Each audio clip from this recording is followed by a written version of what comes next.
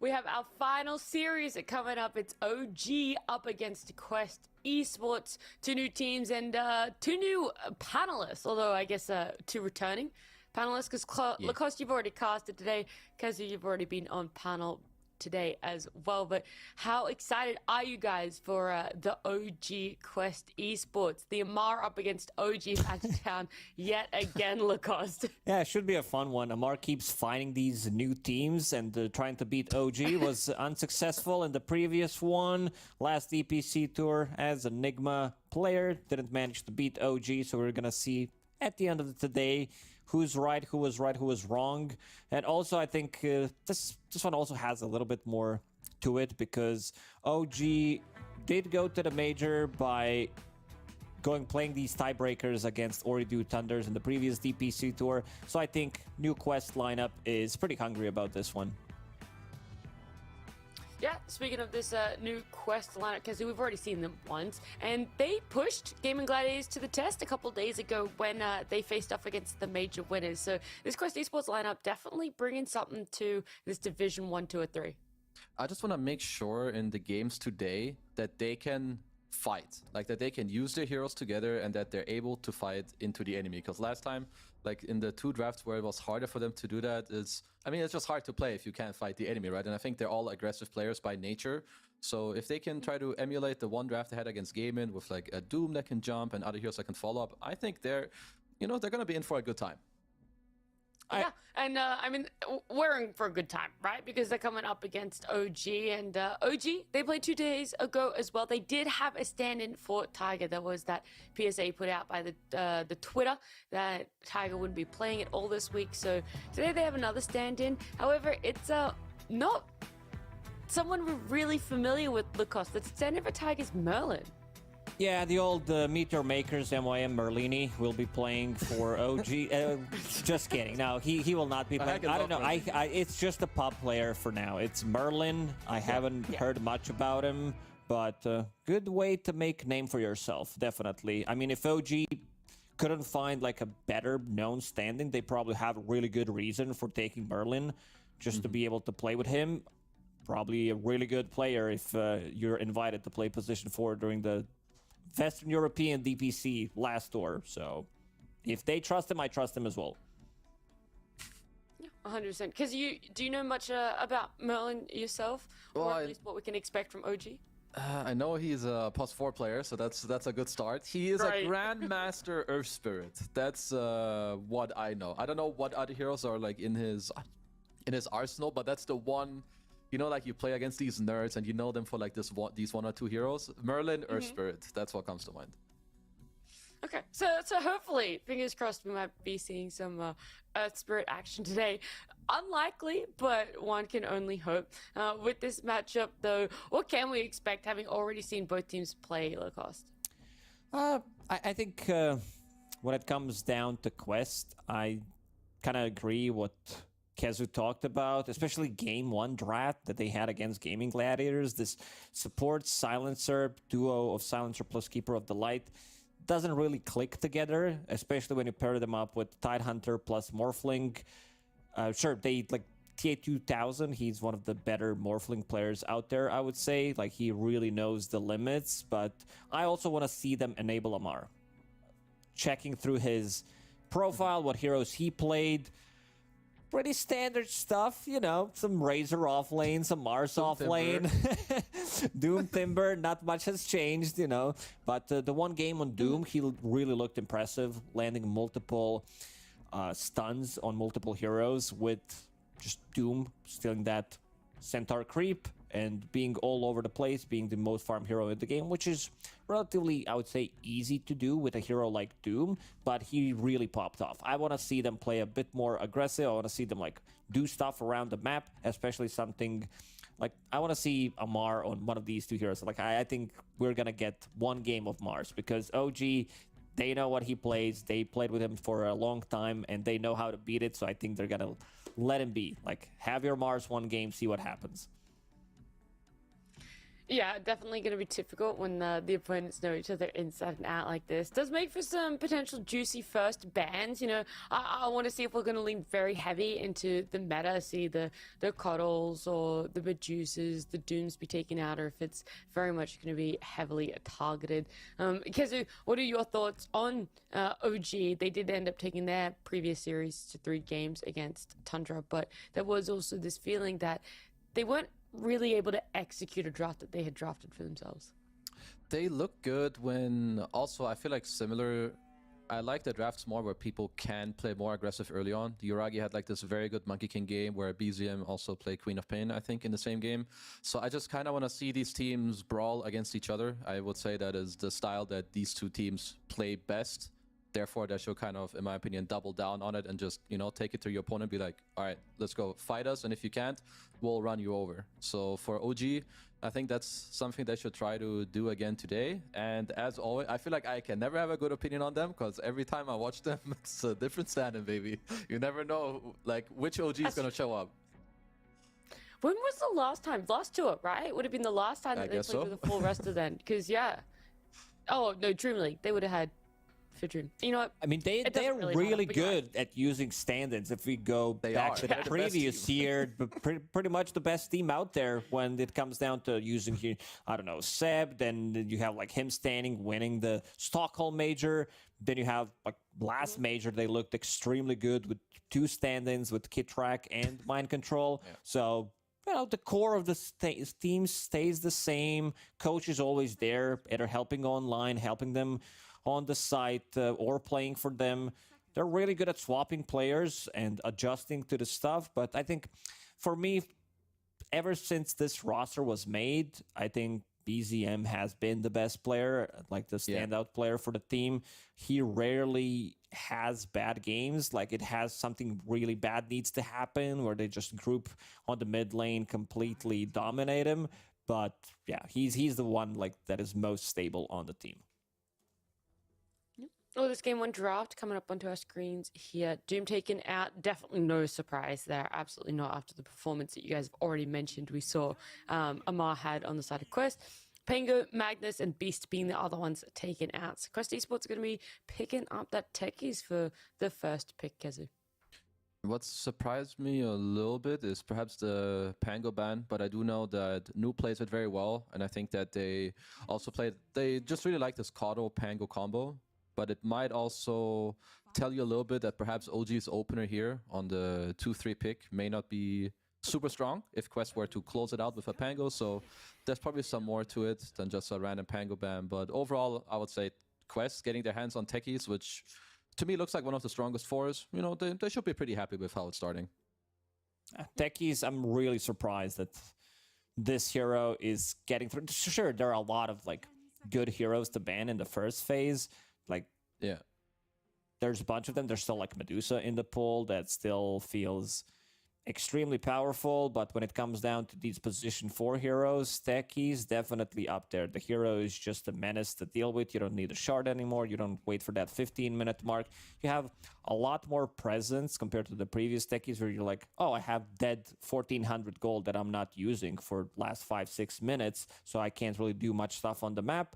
Now, him having AoE stun does make things a lot different for the hero. Really strong in the lane. Doesn't matter what he's paired up with. The hero feels like you're always going to have some kind of a kill threat in the lane. Yeah. A little surprised with what both teams ended up deciding taking. I also don't know if you guys had a look at Yuragi's face. When they picked ET, it looked more like when your enemy picks like a strange hero. But it was his own team picking ET. He looked very surprised. But ET is a But guys, I thought we weren't going to pick ET. Yeah, like ET itself is interesting. Doesn't counter anything here. It's like techies. Yeah. Okay, ET, like usually you see ET as a response to like Terrorblade, Morphling, these type of heroes when you need like a little bit more counter initiation. Strong hero, don't get me wrong, always pops off from time to time. Definitely, I feel like the hero could be played more considering what he brings to the table. And on the other side, like Shadow Demon as a response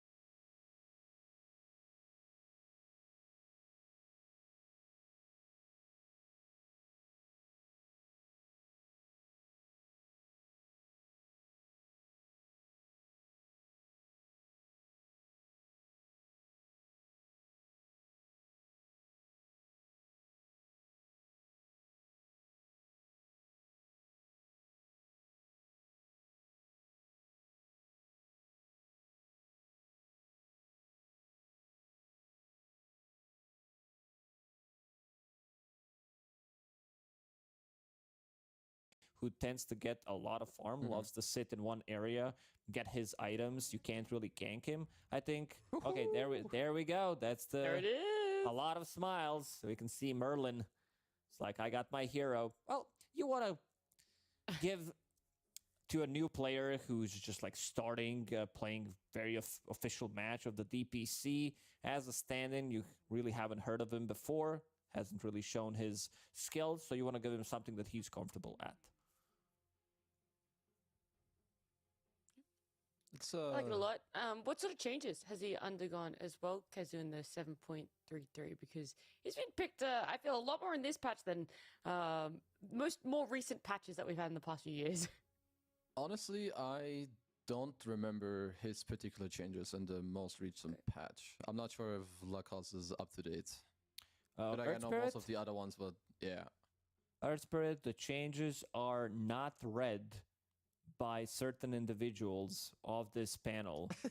Because I do not play the hero. It's too complicated at the moment. And there we go. We wanted to see it. Mars will pick it up. Mars will be picked up. Here it is. A lot of fighting, a lot of low cooldowns that they can like constant fight. I just want to see action-packed game for now. We'll see if that continues to happen. So no changes in the C patch for Earth Spirit. You got us good, Nat. Huh? You were like, what were the changes? Turns out there were. I meant in 7.33 in general, not the C, not the C. Yeah, I don't know either. Okay, great, awesome. So glad you could bring that one back. Thank you so much, Kazu. What I can say is that even though they did give Earth Spirit to their stand-in, which is good because it's a very player comfort. It means that either way, you don't really want to play ET offline in this game because you're playing into an SD purge, which will always take away your buff. But if you're playing Venom in that lane as well, as I touched on earlier, when you level up Poison Sting, which is the spell that you want to max first, usually, or second, when he disrupts you, your illusions, they kind of own you pretty hard. So unless OG can find a way in this top lane to like always go on SD when he walks in, then I feel like they might struggle a lot in the top lane. And now if you want to max wards on Veno, you're playing into a Morphling who really doesn't give a damn if there's monster. Yeah, he just smiles and laughs if you feed him those wards. Yeah, okay, guys, I did the research about Earth Spirit, so every single talent pretty much has been changed. Every single one of them. Boulder Smash, I think that's the big one. I remember. Yeah. And now deals 1.25 times damage against the creeps. So something that he struggled with is killing the creep wave. So now he does it slightly better. All the stuns has been decreased, of course, because every stun has been decreased. And also new shard that you can actually target allies by geomagnetic grip. It's honestly a lot of good changes. Apart from that, he also gains like an extra remnant. That's the one, or an extra stone charge every X levels. I don't know how often it happens, but I know that he has, basically you can use your spells more often. And now, especially with the map as well and the twin gates, like I would say if your offlaner is able to play a lot of these heroes that either A, dominate lanes, like your range bros, your Vipers, Venos that can free it up, or the Timbers Tidehunters that allow your Earth Spirit to roam, then anytime you have that plus a specialist on the hero, you can definitely try to make it work. Yeah, so now, I mean, they picked Morphling into ET. Quest, they do love their Morphling, TA2000, very familiar with the hero. In terms of stuns, silences, like one of these two heroes will get definitely Spirit Vessel, either Veno or Earth Spirit. Then you have Venomancer with his level 10 healing reduction talent as well, if you want to go for that one. ET removing all of Morphling's armor later down the line. And also playing into Naga Siren. Not that good of a matchup for Morphling, so I really like what OG so far has drafted for themselves. I feel that Quest kind of put themselves in a tough spot opening up with both supports, because they would definitely love to have something different for the game. And look at the amount of magical damage that they have. This is ET with his aura, Veno, Earth Spirit. I don't think you can ask for anything better. And knowing how Amar plays from the offlane, he's not going to be the one getting the pipe. None of these heroes want to buy mech pipe pretty much. I think he's not building pipe. So that's a bit of a downside. Yeah. I'm looking at Quest Esports bans, by the way. 5 out of their 7 have been on these mid lane heroes. You got the Storm, Puck, Quap, Ember, and Tinker taken out. So you mentioned Kezu, like BZM being the standout, the consistent player on the side of OG. And Quest Esports are just targeting that. They're trying to shut it down all the way from the second phase bans. Yeah, it makes sense already because, well, I would say he is kind of the shining star for the team and also for their draft. So can't fault them for the bans that they're going for. The mid pool is really, really starved right now. The one slight upside for Quest is that they're picking first. So you're picking from a limited pool. At least you do get to pick first of what's left. But yeah, I feel like currently this is a noob special when they're drafting that no matter which hero he ends up being on, my bro has to work overtime. Like he's have to do well in his lane, doing blind, and go around, do well in team fighting, go to Amar's lane, gank, and yeah, I currently fail to see the perfect pick for them. Okay, that might be the one. That's the one that is like, okay, we're gonna mess things with the things. This is not your standard position 2 hero. I don't know, what do you get? If you want to play this extremely fast, I think there's a good chance for getting Lashrak. Also, I think if you want to hype it up a little bit more, put some kind of a Monkey King type of a hero on a mid lane against Omni Knight who can trade back. This has been a really good counter, like in a lot of different regions against melee heroes. Like you play against Kunkka, you play against Ember Spirit to really make their life really difficult. I don't know if OG wants to go for it. BZM has not played it, at least the one that I'm looking during the last major. But yeah, I think any of these 2 suggestions, you have lane domination. They're running out of time, but this one also works. Not the best hero, I would say, right now, but it's also a BZM special. So kind of removing the mana pool as well from both Omni Knight, Morphling as well. I think this is a rough one for Quest. Yeah, I really like this pick from OG here with the Invoker. I think I'm not sure whether he's going to go Wex or Exort. I guess you just go Exort and you kind of scale. But you have all this pure damage later against Omni. You have the Dispel with the Tornado as well. Because that's one thing that Quests are going to have to play around. A good Manta timing on TA2000 against all the things he has to Dispel with the Omni. Hope that they can eventually ball up. But I feel like it should just be easier for OG, if their lanes go okay, to just play out the game with Naga Illus running around and then just Earth Spirit plus Invoker, Sunstrike, bam, kill everywhere. Yeah, have to agree. It's just, I think it's going to be an easy way to set things up. I talked about EMP later down the line. Still think it's going to be Exort Invoker. You play into Omni Knight, so you want to have that extra damage, extra presence, because you're really not threatened to be killed by Omni. And also in the lanes, you have set up for your Sunstrike with Earth Spirit, point in Ensnare early on, Venomancer with the Gale. I think that's really good, and I feel like this one's going to be really hard for Quest to win. All right, we've seen teams be able to do impossible before. We'll see if Quest Esports are up to the challenge. It's game 1 of Quest Esports versus OG with Lyrical and Trent. Thank you so much, Nat. And yeah, Trent, we're here. We're ready to go. OG facing off against Quest. I will say this, Chew, 4 wins in a row as Elder Titan. Let's go. Ooh, okay. All right. Can't go wrong, right? That's it. I think that means we're just done. All good. Chew's playing a smooth move right now, actually. He's running up mid without his obs. He dropped him on the ground there behind him. Ooh, wanted to see if he could catch anyone quick here as they have a Naga Siren Illusion running on through. Don't get Might have seen that warding. It's possible. We've seen them, seen people lose their wards when they drop down behind before, but probably not going to happen there. And yeah, a little bit the old switcheroo. The panel was talking about the limited hero pool out of mid at the end, and Noob ends up picking up the Omni Knight. A hero that has definitely risen up in value in terms of its core potential. Does so much freaking damage. I hate playing against this guy with the harpoon. Just feels so hard to kill. What do you think about the OG draft, though? Do you like what they've pulled together? Do you agree with the panel?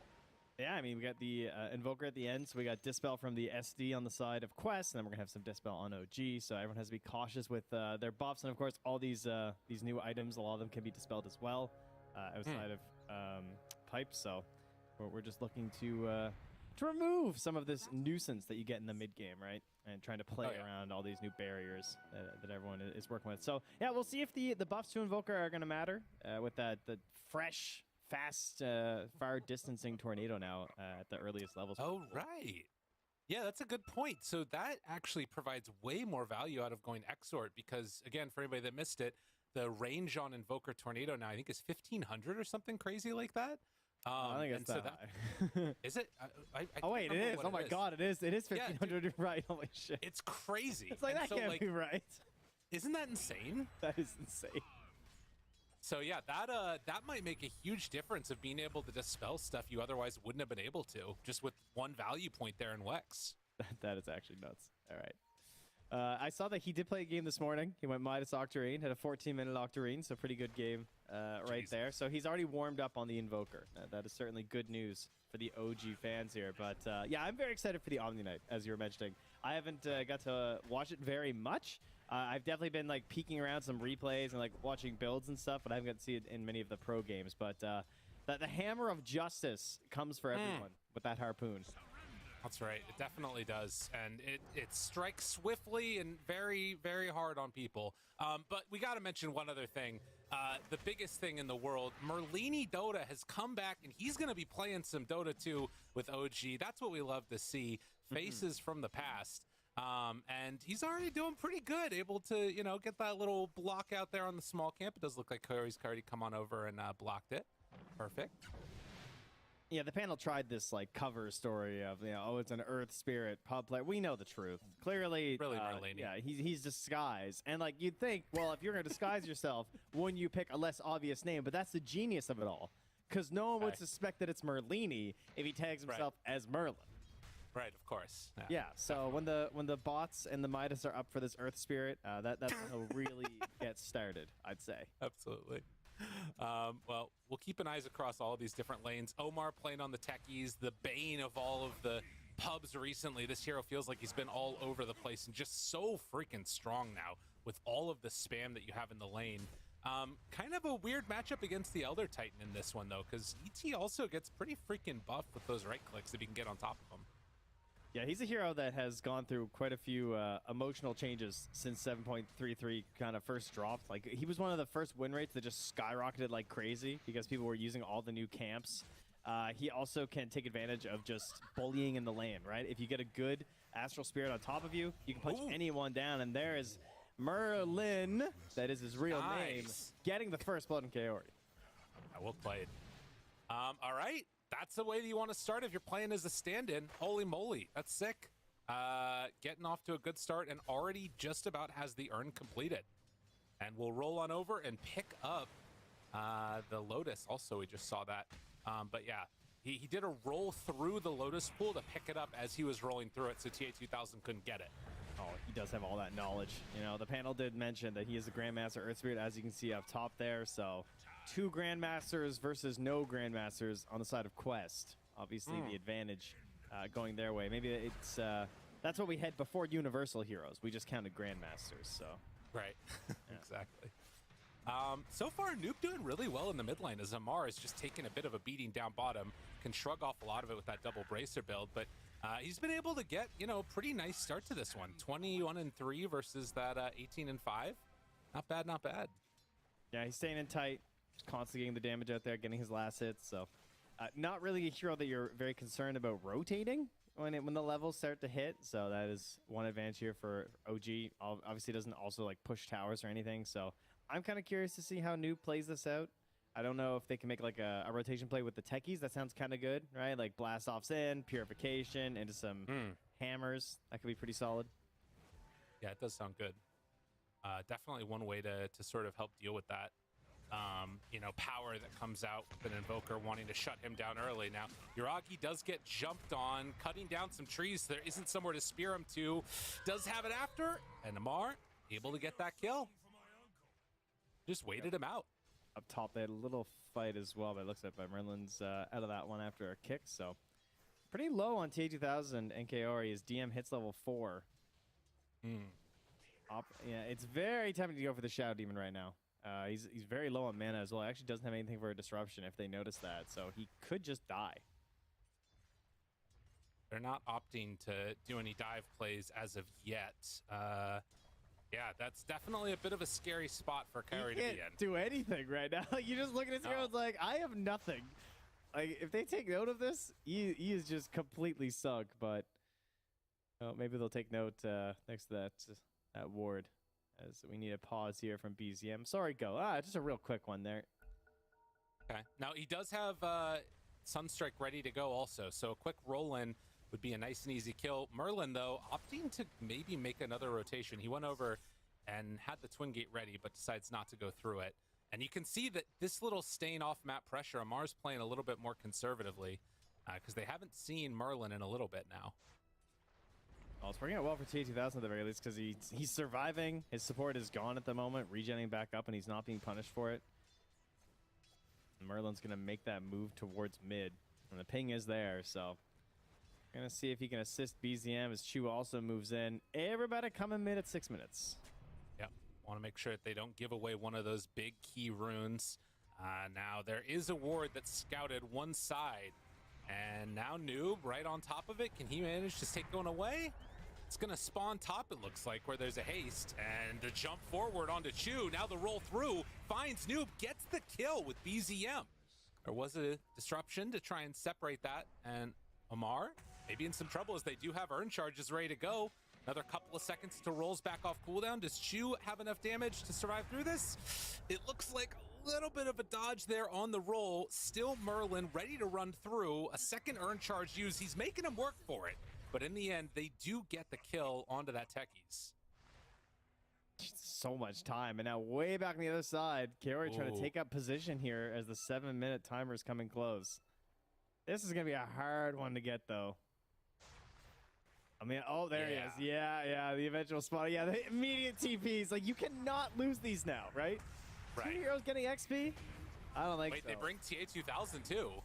DM, he could be in some trouble. Now, they are going to find the kill onto Kyori here. But afterwards, TA2000 just walks on in. Get out of there. Adaptive Strike and Quest. They're going to get both of the Wisdom Roots. Sunstrike. Oh, the timing. Ooh, trying to get out of there. TA2000, though, it was just enough to keep him alive. Is still wave forming, or rather switching over the strength. And it's going to be enough to keep him out of there. Wow. Yeah, still has roll, still has an urn, but he knows it's just not enough versus Morphling. Even when he looks so delectable. Can't quite get it. At the same time, Omar wrapping around from the backside here. There is vision, however, from BZM with that ward. So sees this lurking Techies. As they, it doesn't matter though. He didn't see Kaori. Yeah, and there's no answer for this. BZM, he's just gone.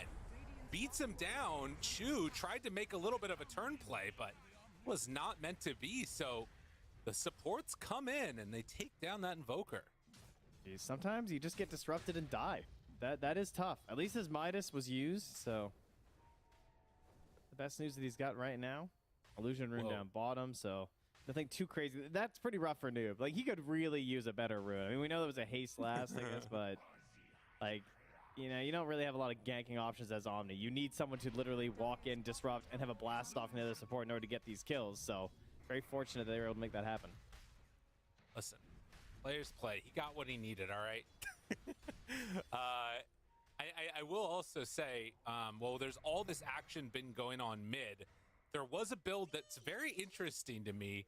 Panel talked about no auras for Amar, and they are not wrong. This man is sitting on triple Bracer Soul Ring. So his 25-minute timing is going to be very strong. Yeah, we had a as the roll hit, everybody comes mid, and Merlin tried to make a little bit of a play, but ends up getting caught out there. Chu now seeing if he can play cleanup, but it's not going to be enough. I love how this is the only way that Omni works, and it's happening. You know? Like, this is it. Like, I need a bunch of heroes mid. I need you guys to hit disruptions and blast offs, and my hero will do something. Like, this is kind of he could be any hero, right? Oh, and yeah. You're going to be securing these kills. Omni Knight's not necessarily doing anything too special at the moment. But well, I mean, oof. Right? I mean, that's the strength of those, you know, supports. Picking them first too, right? That's what I think they opened with, if I'm not mistaken. It was a Techies SD. You know, who needs Mirana? It's Techies now. Clearly just too good. Yeah, it probably is the best for right now. I will say, as much as we've all had a hatred for Techies, I don't think the hero is necessarily like crazy broken right now. I think he needs to be Right. tuned down just a little bit, but I'd feel bad if we had to kill the hero again. I feel like he's kind of okay right now. Yeah, yeah. Well, you know, some things you need to kill multiple times, like zombies. That he is a zombie. He just keeps coming back. So the panel talked about how strong this OG lineup is going to be once everything comes online. But with double wisdom runes taken, with the laning stage going the way that it did, it's feeling like they might be able to make some type of a snowball happen right here. Although this type of a play is exactly what they need to get. Amar gets brought down, BZM involved in that kill. Huge. That's a very helpful Sunstrike to have right now, especially because he was being ganked at the moment as well. They will get out of there. And although they are wrapping from behind here, very tempting to turn this. Doesn't have that tornado quite yet, though. Well, they're going to find one of them. It looks like disruption, but the roll is going to be there. And Kaori going to drop another kill for BZM. Look at Yuragi. Takes the Twin Gate up top just to catch these waves as well. And a little map movement coming out here from OG. Sort of mirroring each other. You can see TA2000 left alone for a long period of time. A slight lead for him as Noob. Did he go in a bit too far? Nope. Shield Rune, Heavenly Grace, and he's fine. Yeah, and TA2000 just kind of lurks in the trees for a while. Waits till he sees the illusions come out, then he just jumps around the Nogsire and farms them up too. So gets a little bit of bonus gold as Yuragi moves back towards the Ancients. But solid pattern here from Yuragi. That next wave will also be coming back through. So just catching as much gold as possible up here without having to worry about the dangers of Amar on this Mars, because obviously he's looking for an arena play right now. Oh, mid lane though. Back mid, they went in for a Hammer of Purity onto Merlin, just trying to play bully, but ends up actually getting out of harm's way, and also the turn from Amar and the jump in from Omar. Oh my God, it's crazy. They do end up getting the kill onto Omni Knight at the end. Wow. So baits on baits, and in the end, it is going to be Quest that come out on top. We got Sunstrike, did he? Nice. Solid play there from BZM to grab that one. Very needed. So many battles happening in this mid lane. Good rotation from Amar, though. I mean, obviously trying to get involved, and now it's going to be a lot easier because his Blink Dagger is about to be done. Right, that you know, allows him to get like such better sort of positioning, and as we can sort of see, this super tanky Mars right now is just kind of difficult for them to bring down completely on the OG team. Everybody's getting really tanked up. Even Veno picking up a casual bracer there too.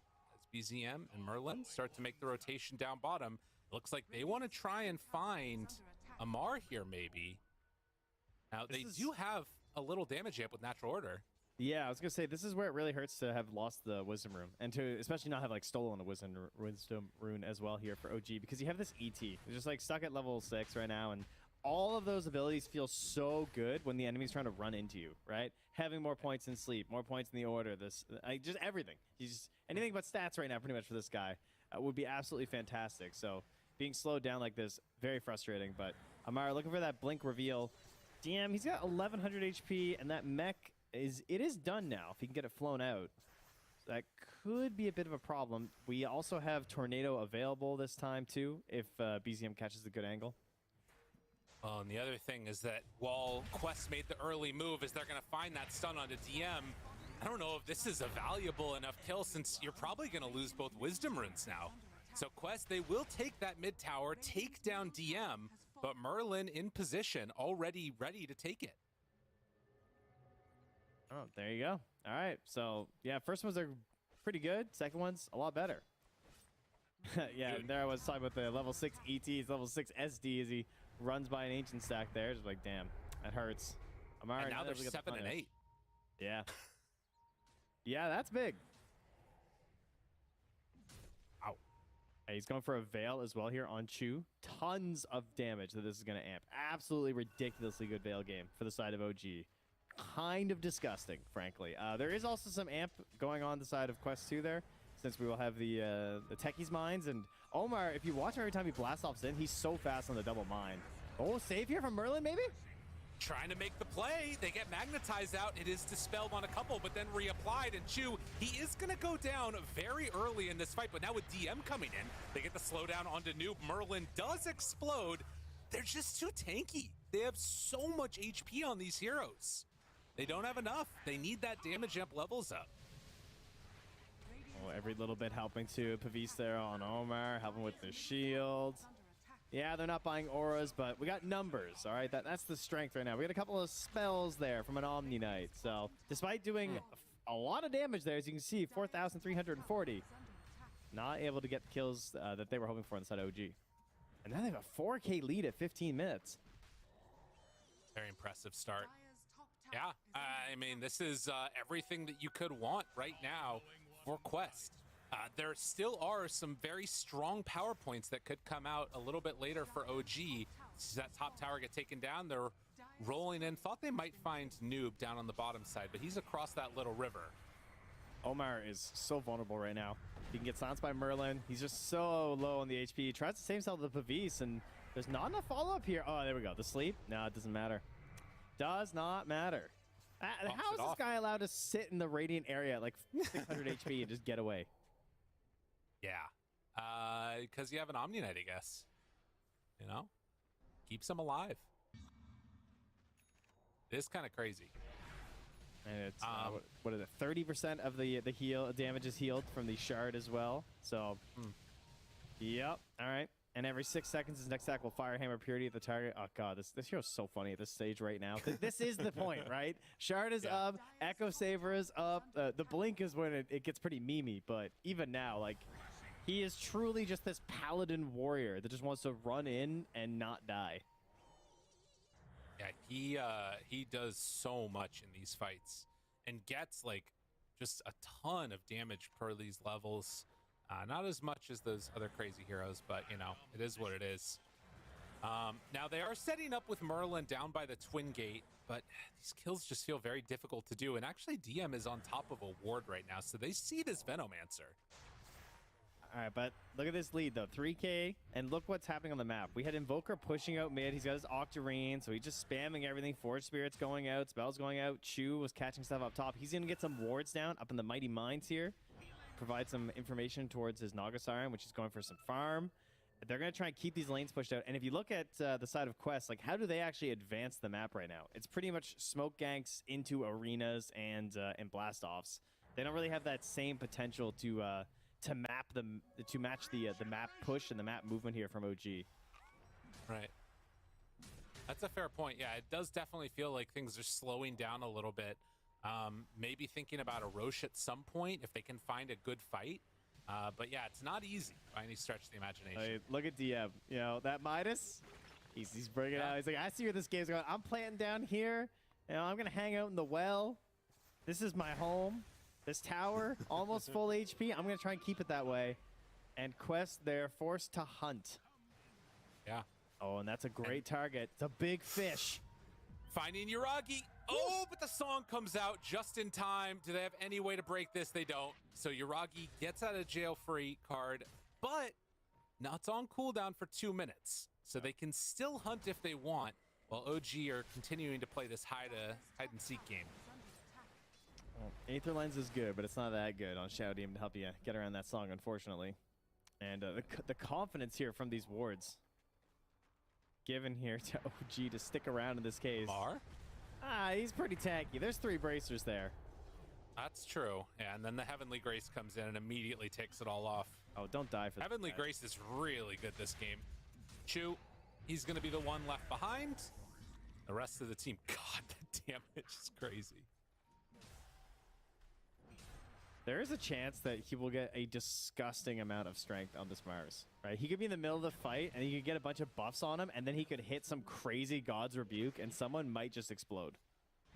It's true. Yeah, I mean, you get that sort of bonus strength per debuff added onto it, and there's a ton of debuffs to throw onto this. Yuragi, though, did get hit by that SD ulti. It looks like he's fine now. Been popping the mechanism there from the Venomancer.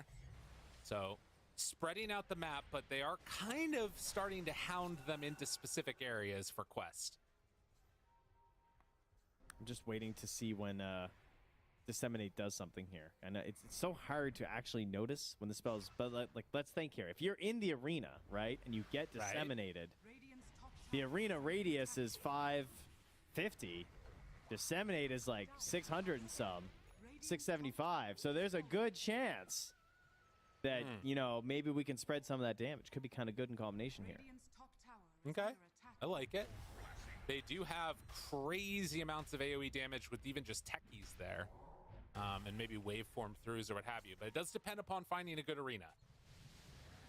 As the 20-minute mark is going to come around, it looks like Quest, they're going to play for the Tormentor now.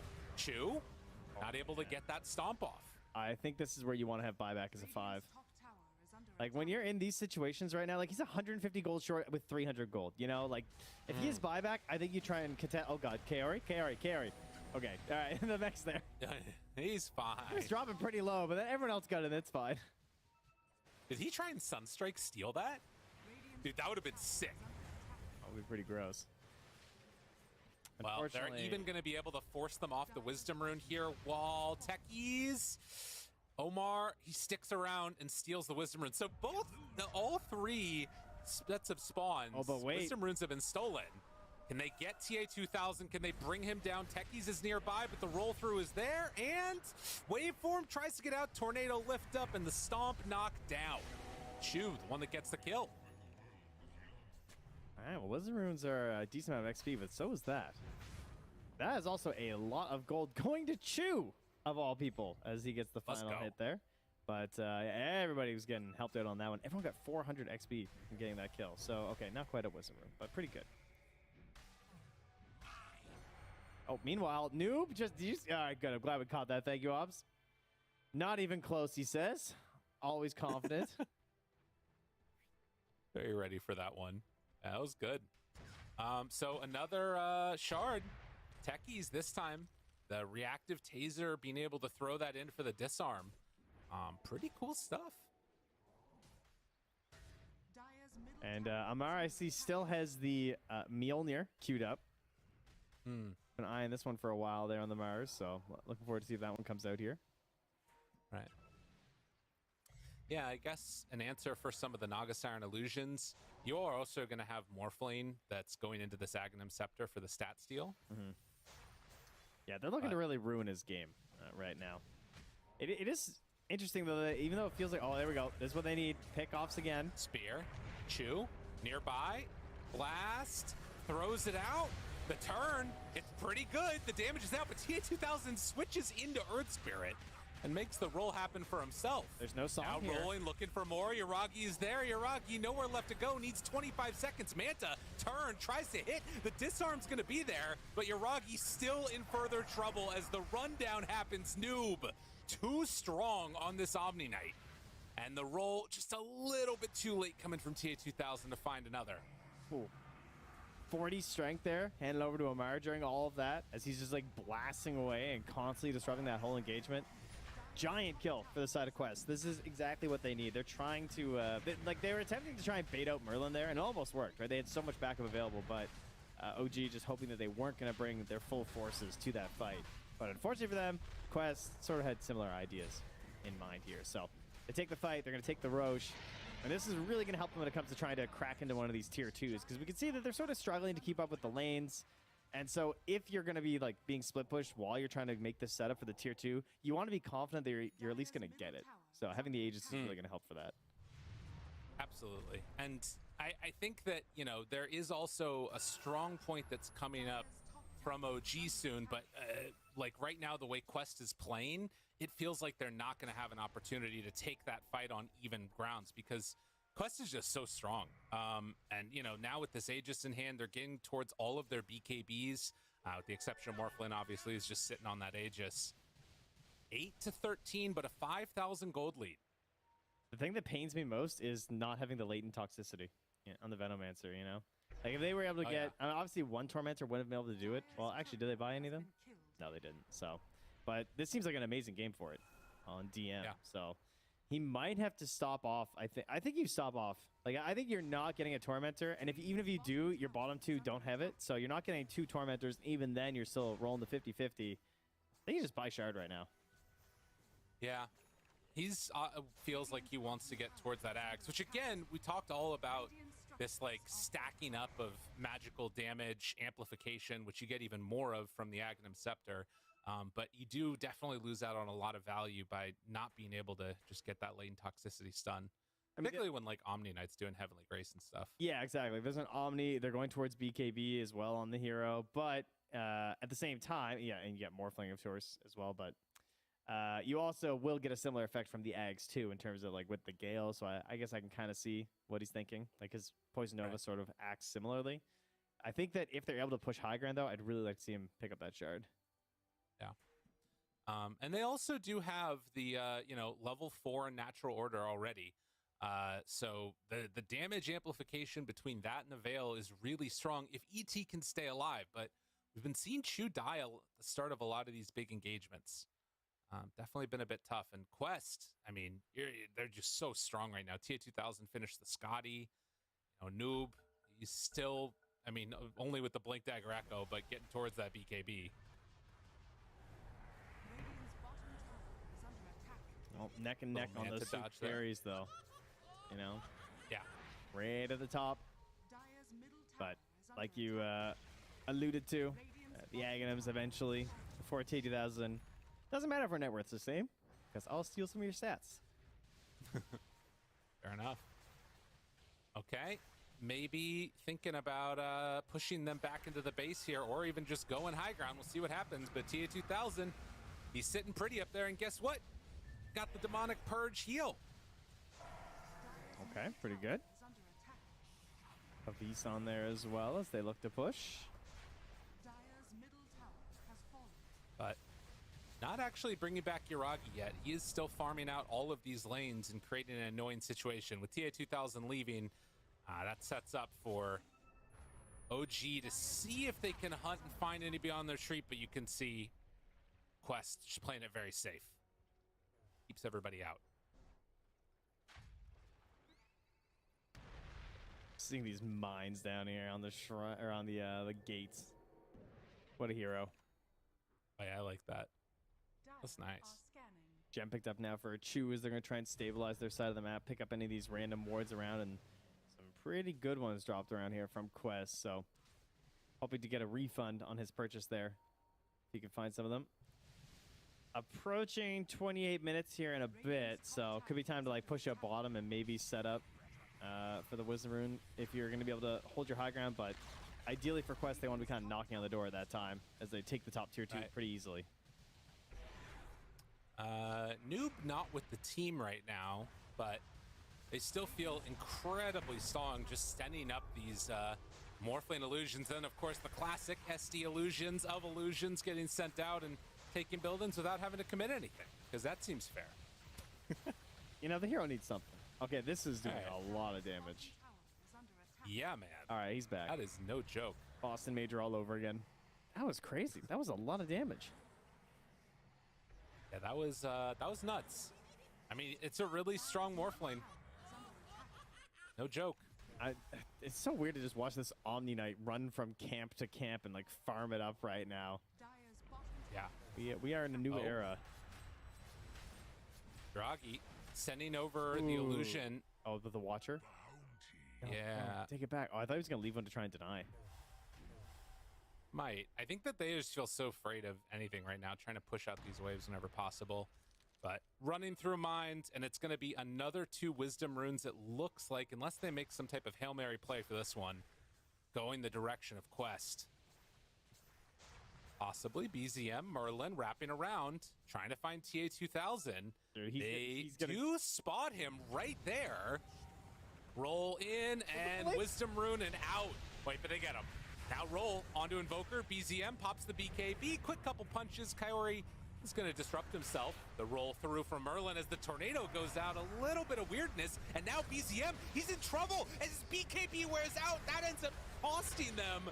They lose the Invoker as SD gets the ulti off before he dies. A good dodge there on the blast off, but they've already lost DM. And now with 3 dead, Yuragi, he's got to do some heavy lifting, because all of the lanes are in perfect position right now to kind of just push down this top lane if they want. Man, TA2000 with the in and out there on the Earth Spirit Morph. That was sick. Yeah, they steal the Wisdom Rune. They're kind of happy to sack KRA for that, but then he chucks out that ulti right before he dies. And it's like, oh, this is pretty solid. We can turn back on BZM. Now look at him go. On the high ground here. Stomp, but then very happy just to back away. So they do keep their tier 3 tower alive on the top side, but the game just continues to look better and better for Quest.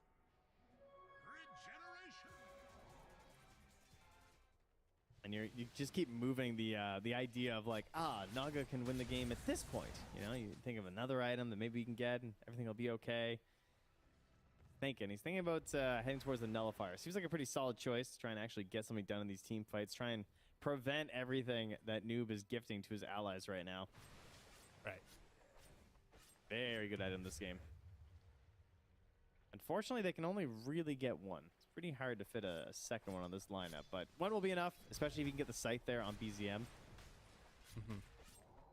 If you're Quest, though, you're just looking for another, like, take over the bottom half of the map, get ready to farm up, get Roche in about a minute and a half.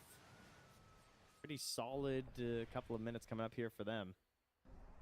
Maybe even get Chu here as he gets greedy.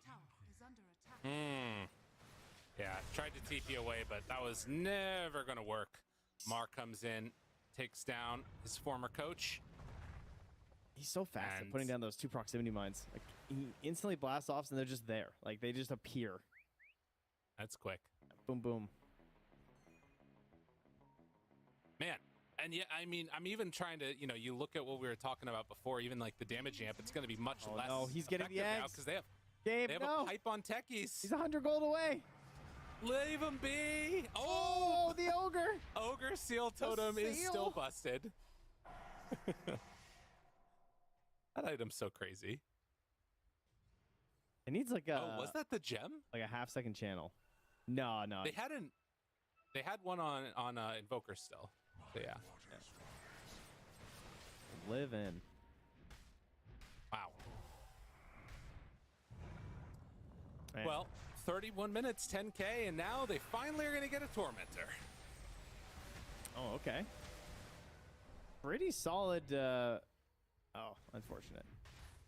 That's a pretty solid Earth Spirit time to get it, right? Like, ET is.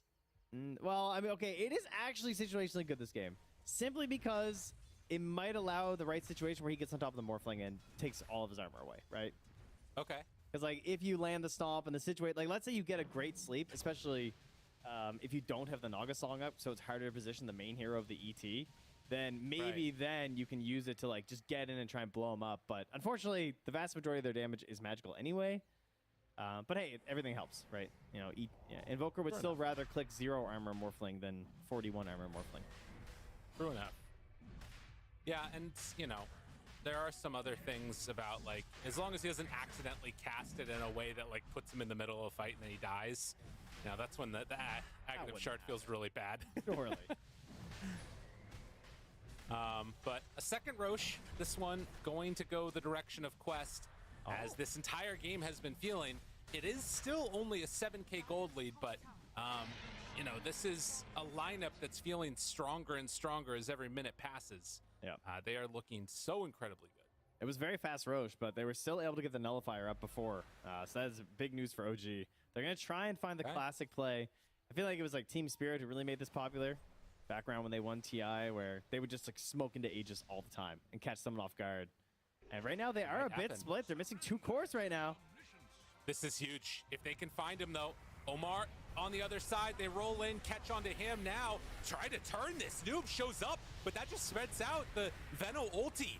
Meanwhile, they run back in with TA2000, still doing so much damage. The second round there, disarmed onto Morph. Earth Spirit is already dead, but it's hard to fight this fight. At the moment, TA2000 jumps now onto the Naga Siren. The arena comes down, but there's going to be the Song of the Siren to try and disengage. They decide we do not want to be here any longer. Tornado for the lift up to ensure the retreat. And it was a Merlin buyback. And some adapting to the patch here from Amar. The second this fight started, he immediately TP'd top to run through the twin gate. So like even though it's so delayed, takes a long time, he calculated that it would be faster for him to do that rather than running from mid. Not really sure with how where the fight wound up. It probably would have been pretty close, but just having that quick reaction, of course, is something that we're starting to see more players do. Is you got to remember that you, of course, can get to these corners of the map where it feels like half of the late game takes place. That's all over here in these areas. And a good dodge away right now from Quest to make sure that they are not caught by another gank coming down bottom from OG. And it is going to be the full Aghanim Scepter like we talked about on TA2000. And they're going to take their other Tormentor. So 3 now, and this one going to the Morphling. Okay, so even harder to catch him. Does still have the Hex coming up soon-ish, so that will be a good answer for them towards this Morphling in terms of having the new Shard ability, but for now, pretty solid. As Wisdom Runes come up here in 20 seconds. Looks like OG will at least get their own this time. Same thing for Quest. Yeah. I feel like multiples of 7 is now the new thing that everybody just needs to know in Dota. Learn your times table, everybody. It's good. You know it? I do. I know all my times tables. So I was never very good at the 12 line. But we No? well, we didn't really do it. I don't know. I feel like some people did the 12s, and I feel like 12 12s 144. That's pretty much where I'm at. I'll work backwards from there. Fair enough. I like the inside and out ones too, where you learn, what times what equals this. You know what I'm saying? No. That's the other way to do it. No, you don't like that? I don't even know what you're talking about. Like, all right, so 6 times 6 is 36, right? But then what else times what equals 36? And then knowing all the different versions. Oh, I see. Yeah. Well, what is there? It's Good for 8 by 4, 12 by 3. Yeah.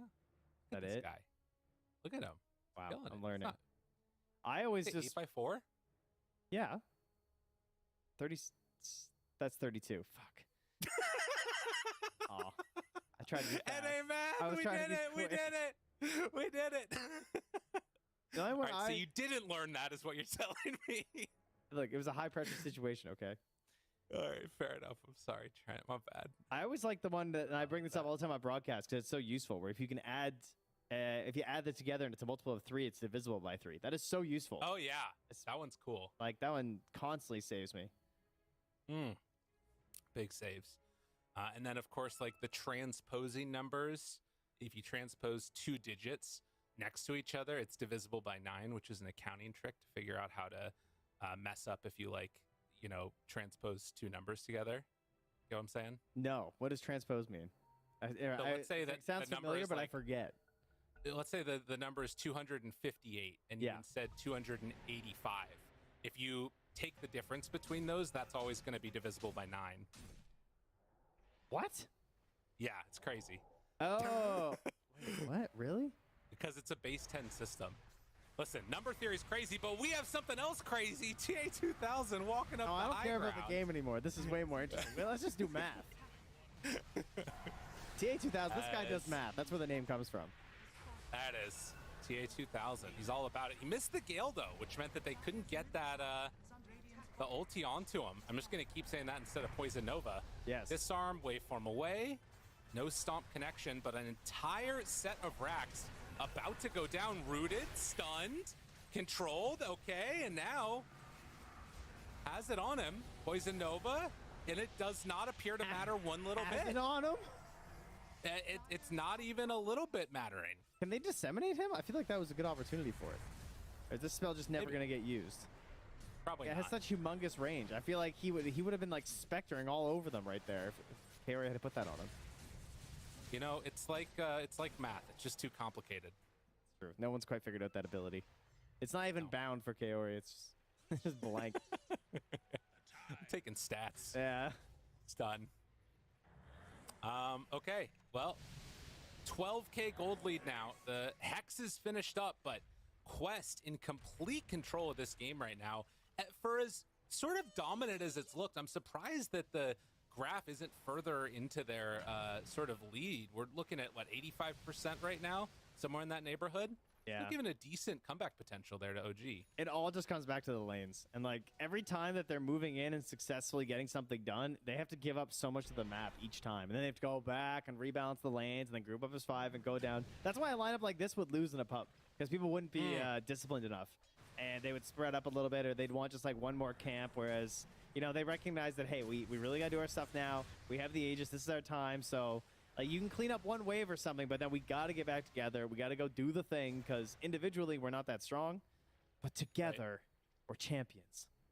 You know, they are champions because they took a game off of Gaming Gladiators, and those guys won a major. So clearly, Or 2, even. yeah, that's true. That's a good point. Yeah. Waveform attacks targets. We saw that for the Morph. Now picking up the Spell Prism. Next tier of neutrals. They're all there. Get your tokens. You know, one benefit, of course. TM's got that Midas. Invoker's got that Midas. They're getting their neutrals quickly.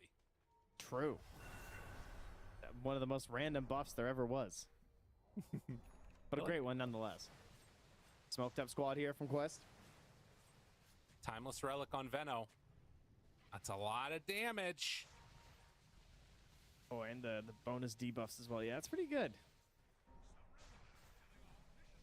T2000 just fearless here with the BKB. Jumps. Hex. Backline. They found Kaori. They blow him up. That is about as good of a start as you could get. Can they get away with the rest of them? DM in trouble. Going to fall. Gets his... Well, do they have enough damage to follow this up? Doesn't look like it. Everybody from Quest just right away. Wait, they buy back on DM. Okay. Amar starting to drop. Chu applying his aura to all of these heroes. Merlin is going to die. But now with this sleep, can they continue the fight? BZM does have Hex back up and off cooldown. They managed to find the net on 2-1. It's the Techies. Triple kill for Noob, though. This Omni Knight is still so strong. He's kind of getting kited away a little bit. They Want to move into position. bags. Do have another net ready. Nullifier after the fact. But without that... Oh, nice Hex. okay, blink forward. Finds one. Amar. Whew, Gets that's a satanic. full heal. What the hell? But BZM, they now turn onto Noob. Amar misses the spear. Tried to catch onto BZM, not able to do it. TA2000, though, into this Naga Siren form. Switches back and forth, taking the Agi. But look at the damage. Another round of this Poison Nova. Amar is going to fall. And OG, they're blowing this open. Chu taking away all the armor from TA2000. As Yuragi eats up another Kaori. It's the second death in this fight, but no armor. TA2000's gone. Yo, Elder Titan aura is pretty good. Yeah, in the end there, you got Invoker hitting for like 600 ET pounding in when you can finally get on top of that guy. You can evaporate this puddle of water, and man, what a tough fight for OG to take too. Like the very beginning of it, when this engagement started so long ago, but at the very start, Yuragi just lost his stats, right? He just gets copied by the Morphling, and he has to just play the outskirts for so much of this fight. Waiting. They keep waiting. Buybacks coming back in, but eventually they drain out so many of these resources, and they just had so much damage, just kept on coming. Like, there's a Venomancer and a Naga Siren who's not being killed. So it's just constant damage over time that eventually they can whittle through this crazy amount of heals on the side of Oridu. Whew. Right. Forcing the buybacks now as well. Although it did cost them a lot of other buybacks on the other side. BZM, he is going to TP out. Yuragi gets away too. So they get a buyback from Amar. In the tail of sort of buybacks, though, it is still a slight advantage for Quest. It was the Veno and the ET. Amar's more valuable, obviously, but interesting couple of minutes as Roche is getting ready to respawn. Yeah, we're going to have a little bit of time, though, unfortunately for the OG fans out there. So it's going to give a bit of space here to get Morphling back out of the grave and then back out on the map. Everyone will start prepping towards that Roche. And this will be our third Roche as well. So it is 41 minutes now. Good chance it gets taken during the day. You know what that means. It means we got to figure out who's got the best Ags on the Radiant. Yeah. Clearly, it's Enchant Remnant that we want to see. Cataclysm Song, though, sounds pretty hype. Song, Sleep, Cataclysm, let's go. True. Speaking of song, they don't have it for 15 more seconds, and they're walking through Techie's mines. Could be a bad time. Nearby him. 10 seconds away. Mars' ears are tingling. Oh, they know that this is going on here. Amar obviously really high priority target without that buyback. Oh my god, there's the morph. Finds him, rooted, takes it off. Merlin runs into all of them. The silence, he gets exploded, buys back immediately. Now the jump in, DM drops down so low, but not dead yet. The rest back away. Yuragi trying to reset this fight, and there it is, the Song of the Siren coming out. They want to find the backlines. Amar is not caught in this. He has a really big arena, drops it down right now, catches onto BZM. Amar does not connect with any of those stuns, but the control, it's still bringing down BZM lower and lower. A pretty good Poison Nova, but after losing BZM, they have to back out. A great play by Amar to stay out of that angle, and T2000 still burning down, whittling down, dies, Chu! He got him! Just barely on the edge. What an insane catch. I don't even think did he angle that? Stomped him. Like, He Elder Titan stomped him for the kill. what? Oh man, dude. Poison Nova still has so much value, bringing him down to just no HP. I actually thought Look at that damage. Yeah, I thought they 100% lost that fight. Like, when the Hex came out after the song and then Omni's just there with the save, I'm like, oh, that's it, right? T2000 immediately just turns and burns on them. He's blowing everybody up. They're all getting so low. And in the very beginning, how on earth did DM live? Like, he was so close to dying. Dude, and then this right here is right on the edge. He walked, back into in. it. I was wondering. I was like, there's no way that it was just damage off the spirit. Crazy. Oh, he was free. He was out of there. And there it is, the Agnums. Oh, man. Taking it BZM. Giving us the big They're dog. thinking. They're thinking about it. Well, I mean, just running the numbers again. Natural Order, 100% base magic resist. Veil, 18% increased damage from spells. Poison Nova, you get a 20% magic resist reduction. Like, magic damage is king in this game against this lineup of Dire. It's nuts. Now, although it's a late ticket, Boots of Bearing is still very valuable right now. There's still an 8-second BKB here on Chu. And again, this comes back to this idea of, like, you know, this Morphling still has no armor if he gets on top of him. Right. Now he has some damage, especially in combination with an Invoker with Boots of Bearing. Speaking of Invoker, BZM getting a little low there to the old Tormentor, but he's all right. Only has 13 armor to his name compared to the 44 of Yuragi, so does a bit of a number on him. He has 8,000 gold on Yuragi right now. Yeah, he's not sure what he wants. That's a lot of gold. I've never seen that much gold in my life as a position 5 player. And this guy, yeah, he's got 4,400 surplus. You got to spend that or you're not going to have it in the budget next year. Okay, that's how a surplus works. That's a good point. Not enough people know about that. Wow. All right, so 5,000 net worth lead for OG, you know, just sort of looking at the graph, we can kind of tell the change up that happened over the last couple of minutes. And it just took that one fight, and it's what you're talking about. When the lane pressure starts to get turned back against him, the swing potential is insane. Harder and harder. And the gloves of gold get richer and richer. Right. Poker and Venomancer continue terrorizing. Imagine you're just a creep and the one next to you just like turns to gold. You know? That sounds terrifying. And yet they got 2 guys just doing this, running around your jungle. I think that's what happened in Goldfinger. We need Guys like were a... creeps. The next hero should be just a mutated creep who just like ate like a piece of the like of an ancient or something. I want like just like the Hulk Ooh. creep. I want a giant I like creep. it. That's the Prelix creep, probably. I like it. I don't care whatever lore you need, just make it happen. Well, they're taking this top tower with almost nothing needed, and BZM kind of blinking wildly, but they do keep their tier 3 tower alive just barely. Bottom lane, they got to deal with this eventually on OG. Send some people back because there was that Rax taken long ago. Still 2 minutes left on the Sages. I do love... Oh, Yuragi, you are in pretty deep right now. Leaving some illusions behind. I love the Blink Nagasaran plays. Yeah. There it is. So, like, the song into the big blink. Amar scouting. Looking for the game ender here. Oh. Ooh. It would be big. All right, buybacks again here. No Invoker buyback. No Veno. It's only Naga, and then it's Omni and SD. So, and these buybacks, none of them are really close either at the moment. Potentially Yeah. techies. He's trying to farm it up right now. That's why he's getting the waves.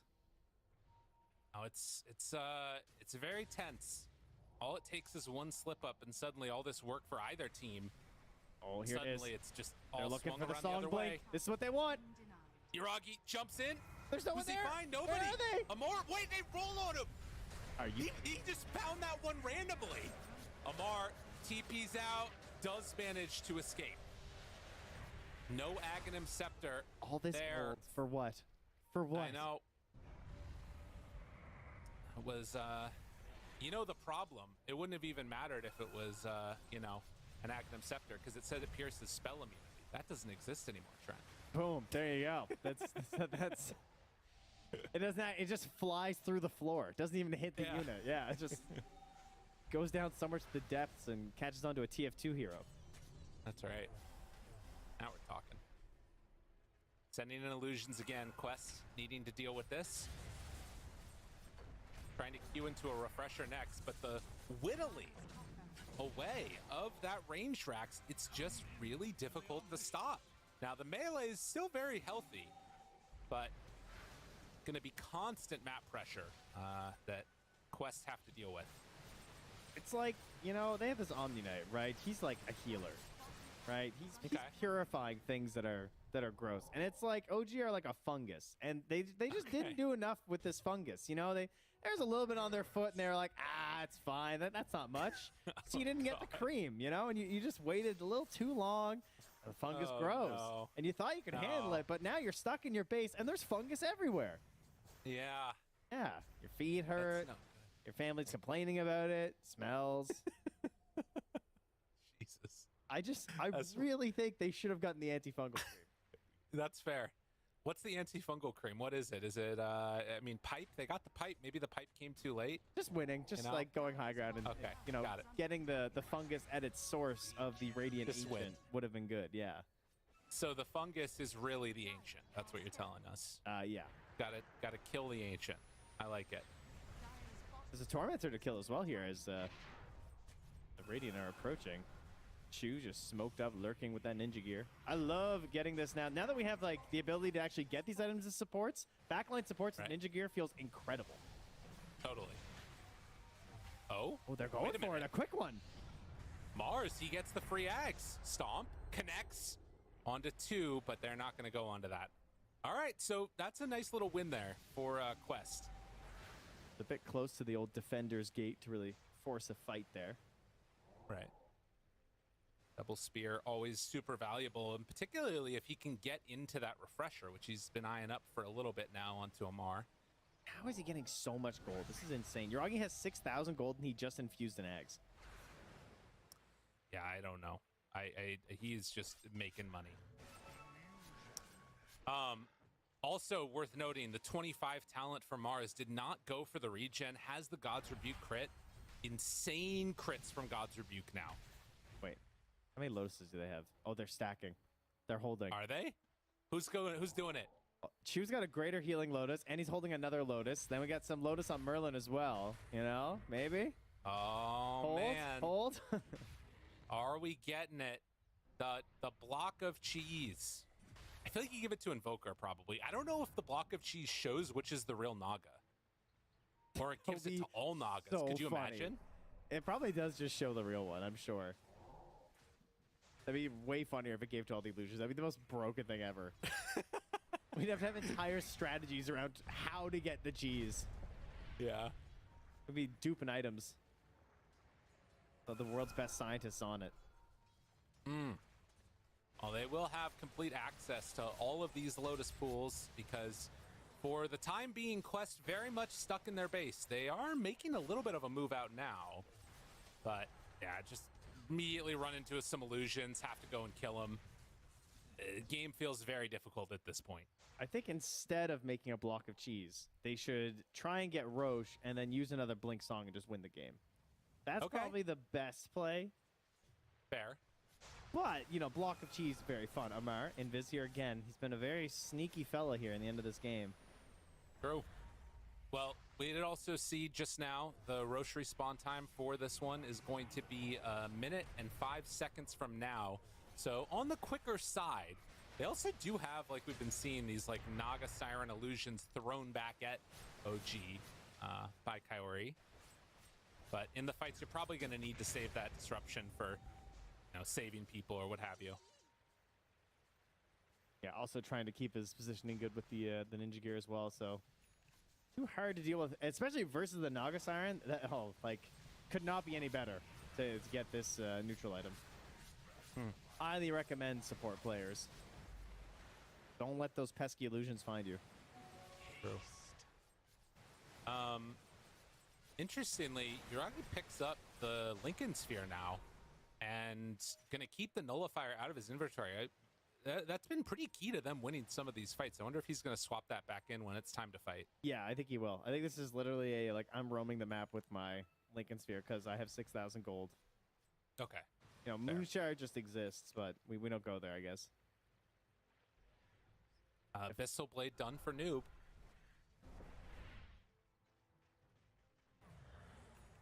I mean, if they can get onto targets, it's very strong how much damage they do. That Hammer of Purity level 25 talent also. Actually, what I'm wondering, like, how much damage would he do? Like, let's say he Blink Abyssals the Naga Siren, and if Morphling's there, like, I wonder if they can actually Chain Thunder to death. Of course, we won't know because he bought a Lincoln, so. I mean, it's a good point. It is so much damage. They are going to get now another Aghanim Scepter. And Merlin. Oh, the man's taking it. Let's go. Don't forget the cheese. Turn that into a block later. So, Enchant Remnant. Ooh. Quest. Getting set up here. Mar. Up on the high ground, TA2000 sees all of this, sees DM right away. Who do they want to jump on? Merlin, he just rolls up there. DM pops the BKB, now the turn. He enchant rems himself to stay alive, but BZM in trouble. They don't have any way to keep him alive. That's already one life down. Now Merlin tries to roll away. Gale through onto 2. Chu staying alive with that BKB. Turns to fight now on to this Omni Knight. Just beating him to death. Chu with the right click. Briefcase man came to play. And it looks like Amar is going to be able to get out of harm's way with everybody having buyback. That was a big fight for him. I mean, during the draft, you were asking for core ET, and I said it can't happen. It can't be done. There's a shadow deal. We've hit it now. I mean, you look at this Omni Knight. He just looks like paper afterwards. Agi hero or not, they also like their armor. And Merlin, they find him. So much damage out there. It's 4 buybacks, though. Can Quest hold with this? Sleep now, disarm onto the Morphling, losing so much HP just from all of that magic damage alone.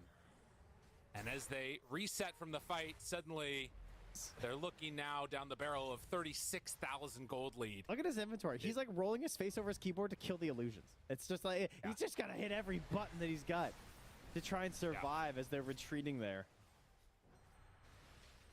Wow. I mean, for a long time, things were looking very good for Quest, but it's started to really turn around a couple of those pivotal fights and trying to go high ground. And now, anyone dies, it's over. It's only who's buyback. So one of their cores, right? Oh, none of them. There's just no buyback. More fought out. Okay, so it's just go time. Yuragi has Moonshard. He will eviscerate you. He's looking to close this game out. He has 5,000 HP. Desperately. I mean, they don't even have to really threaten with their real heroes. They're just sending illusions in to kill off these racks, and BZM jumps forward, drops the Hex onto Noob. He will be fine through this, but, well, I mean, fine is, I guess, a relative term. God, they take so much damage. Mar, Invis jumps forward. Arena misses the spear, pops the BKB, disarmed immediately. Merlin rolls back. Yuragi has already popped the Song of the Siren, wants to chase on in for this. With Noob no Arena down. Noob. Oh, Merlin. Nope, can't get him. They try, but they can't control. TA2000, he gets hit again with that Noxious Plague. The sleep, the Poison Nova, all the damage in the world coming through. Well, Dota is dying, and so too are the rest of Quest heroes. GG is going to be called. OG, they outlast him in this one and take the win in game number 1. Oh, not even the fountain is safe. Just hand it over. gets the triple as the game was expiring here. And OG Merlin, I saw a little cheeky smile there at the end. He's like, yeah, nice. I got my 1 game on Earth Spirit here. Don't know if he's going to get another. I think with the panel having mentioned it, you know, keeping the stand-in comfortable is always going to be very important. Clearly had a lot of comfort heading into that late game there. He really took full advantage of, like, all the situations. And that last big fight where they really closed it out, like him getting onto that high ground and finding TA2000 was a great start for them. Yeah, just that sort of presence of mind to go up there and check. Just be like, is there a chance that they're setting up there? Because, again, like, the target that you want to prioritize in this game, I feel like, for Quest is still super weird. And, you know, you saw all those different heroes that he could have gone on. He's like, I don't want to go on any of these people. I don't want to jump the Venomancer first. It sounds horrific. But yeah, a tough time indeed. In the end, DM ends with the most damage on the Venomancer. Chu, everybody kind of had a standout performance in that one from OG. For Quest, what do you want to see going into game number 2, though? Anything that really stands out to you? Honestly, they played really well. Like, they had a good idea, good strategy in terms of trying to push this game in their ball, approach the objectives, and just, like, end the game. But they were just, like, a little bit too slow, and that's what cost them. Like, it's frustrating, but they just got outplayed. Like, they did pretty well early, but a couple mistakes versus lineups that are just so much better at playing the map than you can cost you the game, and that was the situation here. But I wouldn't necessarily say they have to change too much, really. They just got to play a little better. Play a little better. Easy as pie. No problem. Just do that. 3.141. All right, we're going to head on back to the panel now as we get ready for game number 2. An amazing display of tenacity from OG. I am very impressed with this game, Lacoste. We thought it was just going to be a bit of a steamroll for OG, but Quest Esports showed up and really made OG work for this win. Yeah, never in doubt. Not in any point of the game. Man, I was sweating. I'm like, what the hell did I just say on a panel? But they look good. I mean, Quest looked really good, but team that had shown in the previous series that they played that they also wonder and go on a side quest instead of focusing on the main thing. It feels like I think some of the decision making in the mid-late game kind of costs them the game. I had some really nice performance for the first like 20-25 minutes of the game. I love the synergy between some of the players. Like Noob was very active on his Omni Knight. This is a kind of a pick. This is a new tech build on Omni Knight that we're seeing. With this Harpoon, Shard, Blink Dagger, run around the map. They had a really strong timing. Like we've seen Morphling with Shadow Demon Illusions where they like siege the tier 3 tower. But they fell off. Like even the itemization on Omar, because we talked about the importance of it, getting this mech, getting this pipe when you play against Venomancer. Man, I don't even know what to say. Like I think Venomancer is just straight up broken with the amount of damage that he deals with the Noxious Plague. With his Aghanim Scepter, finds Timeless Relic. This is all max HP against hero like Morphling, who shifts into strength and he like takes 10,000 damage per second. It's insane. I didn't even know that, like, the Veno Ags, I thought it gave you, like, Poison Nova as a spell. But the way it works is that either if you die, you pull out the Plague, or if people are Galed and they dispel it, which can happen in a lot of ways, BKB, Manta, or even SD purging you, it applies this entire like plague around the enemy. So it can happen like multiple times. It only has a 10-second cooldown. And I think that Quest Esports, first of all, they disrespected the Veno, as did most of us probably. I didn't know it was going to be that strong. Second of all, they fought under OG Vision like 2 or 3 times, even though they were the team up like 10 to 15,000 gold. I think that's not good. And then lastly, even though OG did capitalize on all of these things, when you're Quest, at some point in this game, you should realize that you are losing dragged out fights. Fights that last more than 10, 15, 20 seconds, you're gonna lose. There's ET Storms, Plague Wards, Invoker Spells, Illusions, all this shit flying around. So you need to itemize for a fact where you can just go in and snap and kill someone. Like you need an earlier refresher on your Mars or a Blink Hex on anyone so that your Morphling, after he uses... Because all these cores, after they use BKB, they're like, what? Where the hell do I go? I have 200 movement speed, I'm being stormed, I'm being slapped, I'm being netted, so it's like, I think they need to check in the next game. You don't need 3 carries, you need to help your carry to carry you. So, double check that and make sure you tick those boxes. Also... Yeah, it was really hard to see them sort of teeter off. Sorry, Lucas. No, I just wanted to talk about Venomancer more, like all the spell amplification that had. Should we just that give him they had. MVP? Yeah, just give it to him. That doesn't matter. Like DM on this Venomancer was really obnoxious to play into. Like these drawn out fights, sure they have sustain. They can reset things with Nagasan. She had a shard as well, so they're gonna be back to full HP. We've seen them buying back multiple times. I checked the amount of damage that Venomancer dealt in one of the team fights. Over 11,000 damage. This is pretty nuts. Like usually you don't see Oh my. whole team doing this amount of damage. And also, Chu, like on Elder Titan, he was close to Morphling. That one kill that he got onto Morph near the Roshan pit because the Noxious Plague brought him down, brought him so low, manages to get the kill. Add ET Aura, removes resistance, physical, magical, all the base one. And then you also have like Veil to amplify some of that damage as well. Add Invoker on top of it. Just some, like, even Venomancer's spell, which one? It removes their magic resistance as well. I think it's the Noxious Plague one. So It's the Poison Nova. it's as the well. Poison Nova. I don't know Okay. if both do it, but the Poison Nova does it for sure, 100%. Yes, and also both of these spells do have max HP as damage. So as the time progresses, the spell just gets better with the time because every single hero is gonna have Infinite more scaling. HP. Yeah, it's just too good. Max HP was always one of the best things in Dota when it comes to the late game. Well, an amazing performance from OG. I do want to quickly ask, Kessie, though, you talked about how Quest Esports could have itemized a little bit differently once they started noticing that they were losing these dragged out fights, but was there a realm where they could have just closed this out significantly earlier, or do you think this is a true testament to OG and how well they play at holding a game? Probably both. I would say that perhaps one of the best teams in the world, they would be able to close it out from, I think, Quest's standpoint. They did play very well until a certain point. I do think that even if they don't buy perfect items, they can win, but perfect itemization and so on, it will always make it easier, and you should be looking for the ease of execution. So that's one thing they need to look at. And then on the other hand, OG, they just know, I feel like, how to come back, because I see them very oftentimes like be behind. They know how to clutch it up with buybacks, which wards to place, how to smoke. So yeah, a little bit of both. They thrive on the 45, 50 plus They minute do. games over there on OG. We'll see how OG and Quest Esports, though, do come into game number 2, which will be happening after this break.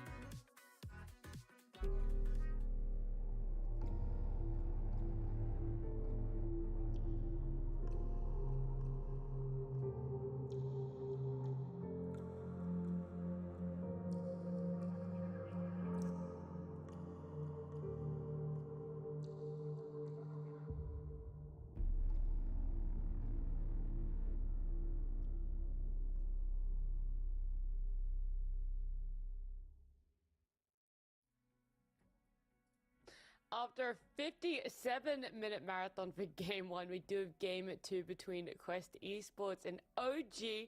I'm excited to see the respect that we put on Veno in this game, number 2, and if there's going to be any sort of respect thrown towards some of the other heroes, Lacoste.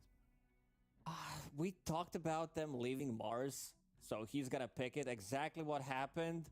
I think they're gonna leave it one more time, but this time around, Quest will ignore it, go for something different, because they're one game down. Earth Spirit also, maybe you want to ban it out first phase, leave some of the imbalanced heroes in the pool, considering you're playing against Merlin. Had a really good showing. I'm sure he can play other heroes really well, but this is the level 30 Earth Spirit we're talking about. Looked good for his first showing in the DPC, his first like real Dota game. This is how you start your career, and he started with the banger, so might want to remove this one.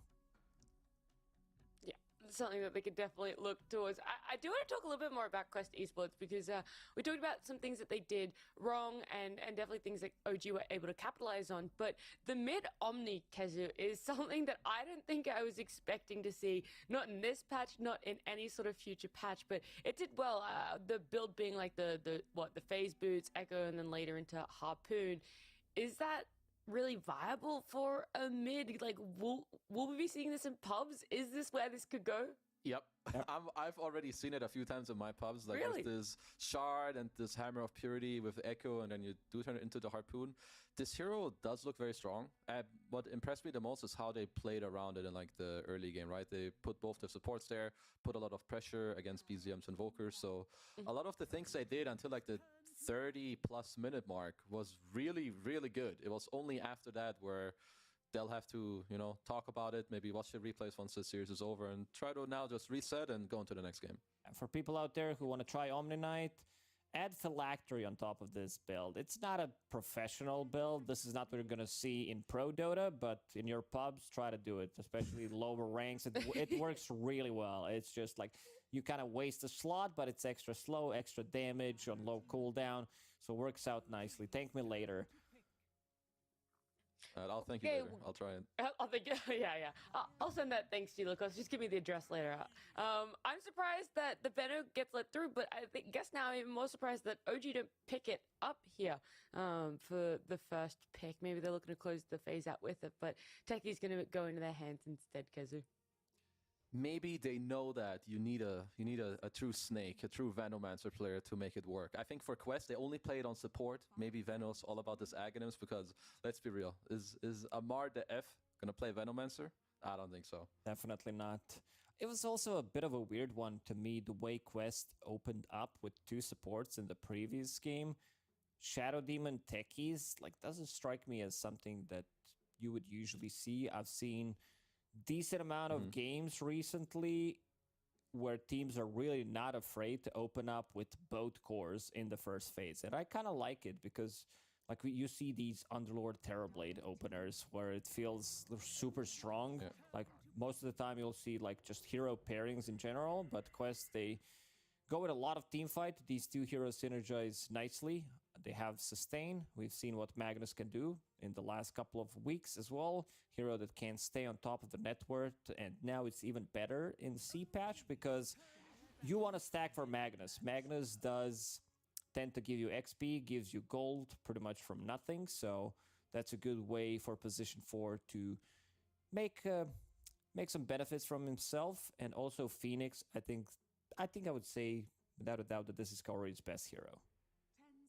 Yeah, it has to be. And then the way these heroes synergize with each other in teamfights later is pretty good. It's always a combo that I've liked a lot, right? Like, you can protect the egg. Sunray has always been very good for Mag. Also, when it comes to like Mag Phoenix lineups, they love just having like one very strong core, and they both play very well around that, you know, buffing up one hero who's in the front. So even though Veno is very annoying for Mag when it comes to like finding RPs with the Plague Wards and stuff, if this Mag lineup, if they can get like a pipe on someone with a Sunray and one very strong core, then you don't really care about running through some techies and some Veno wards. So OG, they should try to be wary of that, because Quest, they're going to have to rely on a mid laner that can jump in the backline, or just a very strong core that the Magnus and the Phoenix can eventually like just rally behind and Even though Get in there. Vanguard has been nerfed, it still works out amazing on the offlaners, especially a hero like a Mag, who can kind of solo sustain, and then your position 4 can move around the map,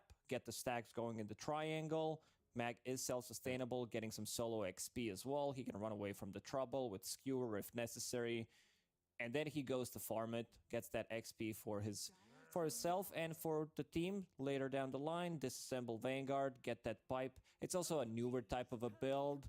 I already talked about it today. 33 does it extremely well, where he gets like pipe, maybe a Crimson Guard if it's a good game for it, but also scales because he buys Echo Saber, gets it upgraded into Harpoon, and then you have like budget Blink Dagger, which is kind of a better here. I think a better option overall. You play into Techie's Venomancer. I don't think you get the value from the Blink Dagger. Maybe it's your like 4th item, but yeah, you can Harpoon, skewer people back. It works out real nicely.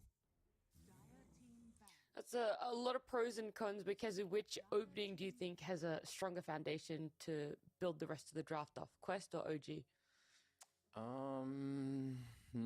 They're both good in their own regards. I would say that OG's opening is a lot more volatile. Like, I would say that their next 1-2 picks could very easily make or break their draft. Whereas for Quest, I feel like if they get themselves just any generic support with a good carry pick, then I feel like they should be fairly set. I just think it just really comes down to Quest having some of their better heroes, especially with the Phoenix. I just hope that if it's offlane Mag, that it's going to be played something like Zai or what Lacoste said earlier with 3-3, where they're going to scale early, but you can still put a teamfight item like in the midst of it. You know, you can go like Vanguard, Echo, split it. You still have a pipe. You're still going to be a carry, but pipe in some games is way too valuable for you to pass up on. And it's not a bad item for yourself either, so I just hope they consider it, because they will need it in this game. Not the hero that I kind of expected them to pick, especially if this is going to be like Spirit Breaker plus Mag lane. It's not the strongest lane, playing 2 supports, like 2 melee heroes into maybe even Techies could be also a different one. OG can run this Venomancer as a position 5 if necessary. I still think this is going to be their offlane duo, but there's a lot of flexibility with the heroes that they have. So Quest offlane, if this is what they're going to go with, doesn't strike me as a like lane dominators. Mag doesn't really provide you with much at early levels, neither does Spirit Breaker. But if he's off to a good start, if he gets that Vanguard, this allows Spirit Breaker to move and kind of break the map. Yeah, I don't know if TA 2000 plays Mag. I mean, I would not like it very much, because you would lane into Veno, which is not amazing for you. But as you said, this offlane dual lane is not that good when you have these 2 melees together. It relies a lot on like your first 2 waves. You need to get this Ring of Hell fast on the Mag. Hope he gets this Vanguard kind of soon-ish. So if you're OG, that's something I would want them to punish right now.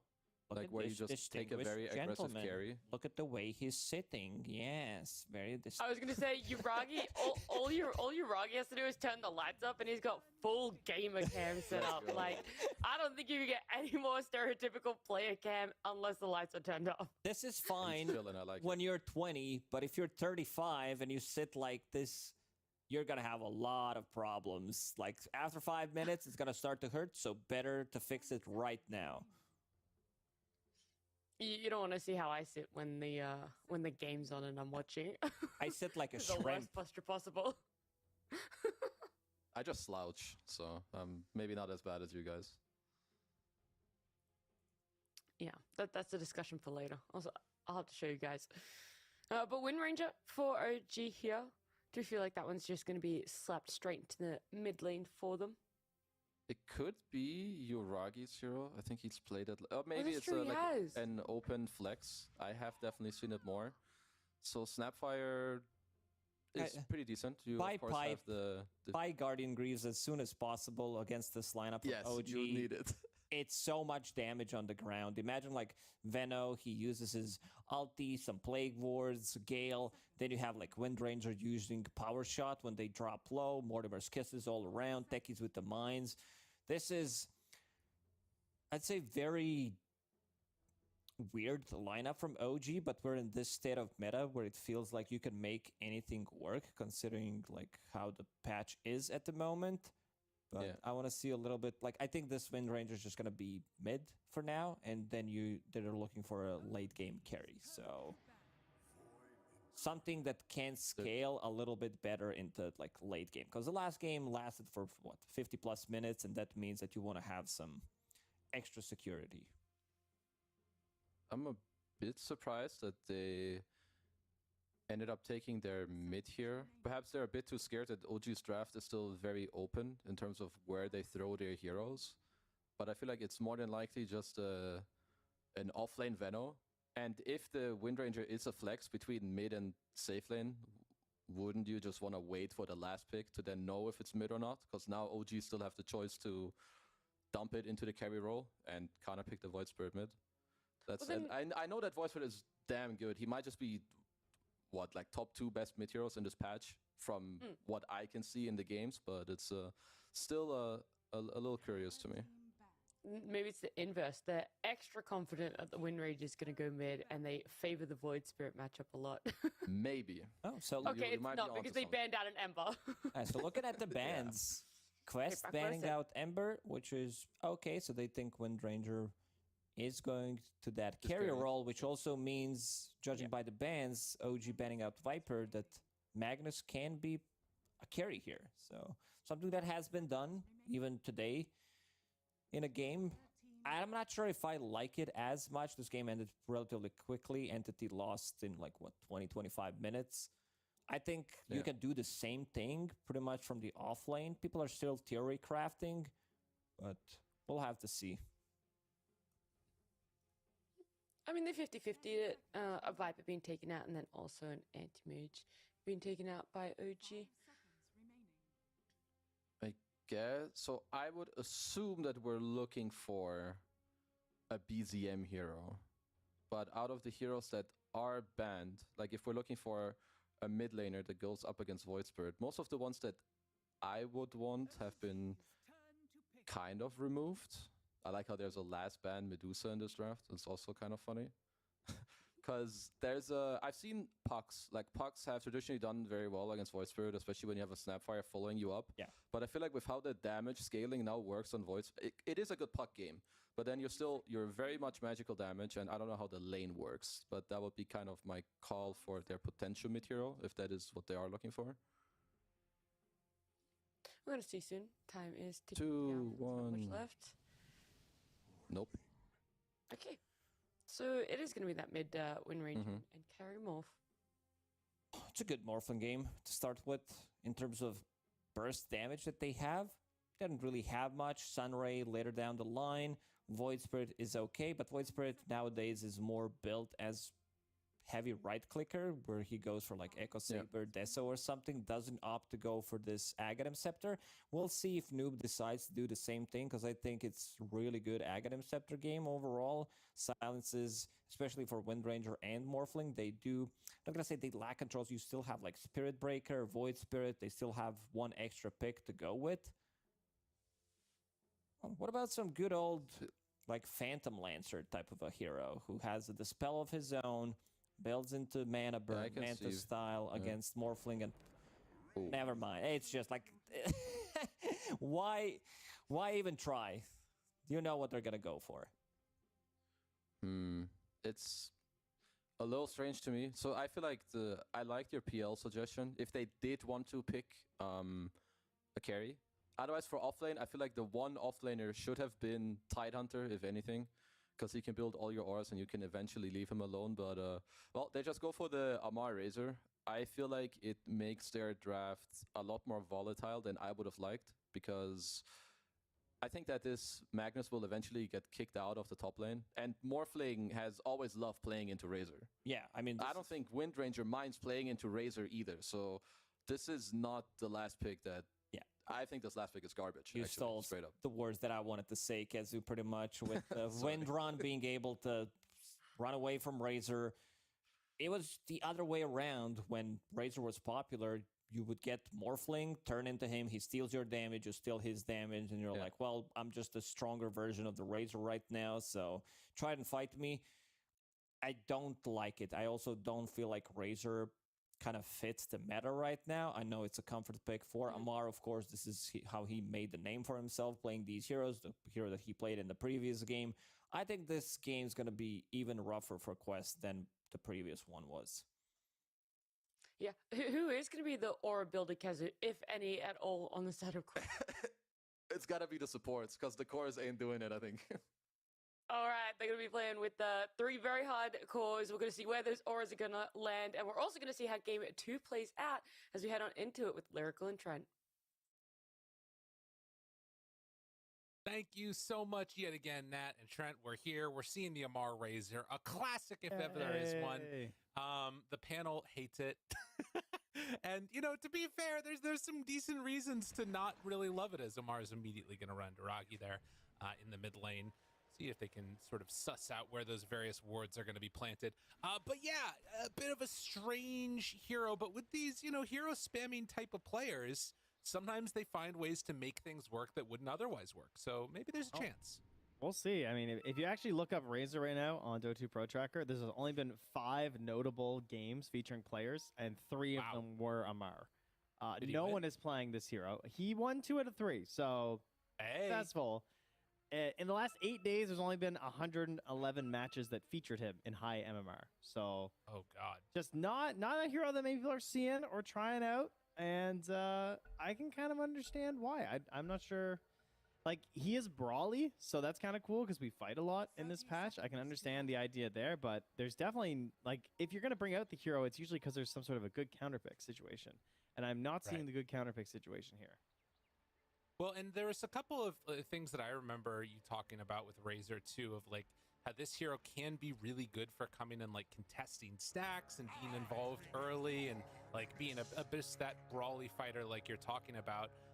The question is like if it's going to be able to match up to them in the later stages. Is already a bit of a battle ensuing. They have enough to bring anybody down though? No, it's just a lot of kerfuffle for no real action. Sad. Yeah, intriguing to say the least. Very curious to see what he does. I mean, it's another one of these shows, too, that was traditionally extremely reliant on BKB. So, yeah. On the one hand, BKB kind of stinks now. But on the other hand, why did he always buy BKB? Because stuns were really annoying and they made the hero worse. So maybe by that same logic, with there being, you know, worse stuns overall, perhaps that helps the hero in some ways. I'll find a little bit of copium. Yo, I found some. You ready? Ready. The Storm Surge Aghanim Shard. If they focus fire him, then it's going to shoot off so many of those little bolts. It's going to be amazing. You ready for that? Whoa. Yeah, it's going to strike cooldown of 1 second, though. Oh, no. All right, well, that's a little sad. Well, BZM playing on the Morph lane out of the mid lane, so it is going to be that Uragi Wind Ranger like the panel was talking about. And maybe going to be seeing a little bit more active Morph lane than we saw in the last game from TA 2000. Could be cool. Yeah, I'm curious to see how they play that one out. Because we, like, Gunnar famously was a Morph lane who did try and use a lot of that, like, mid-game timings to get around the map.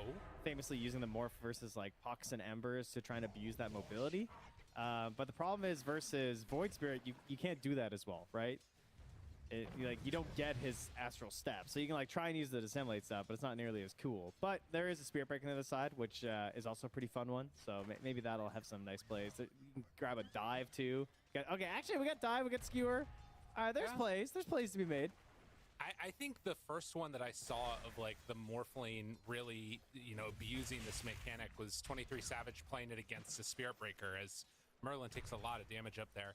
But yeah, that spell, freaking Bulldoze, is pretty insane for what it gives you as a Morph lane, if you can take that one over in the fights.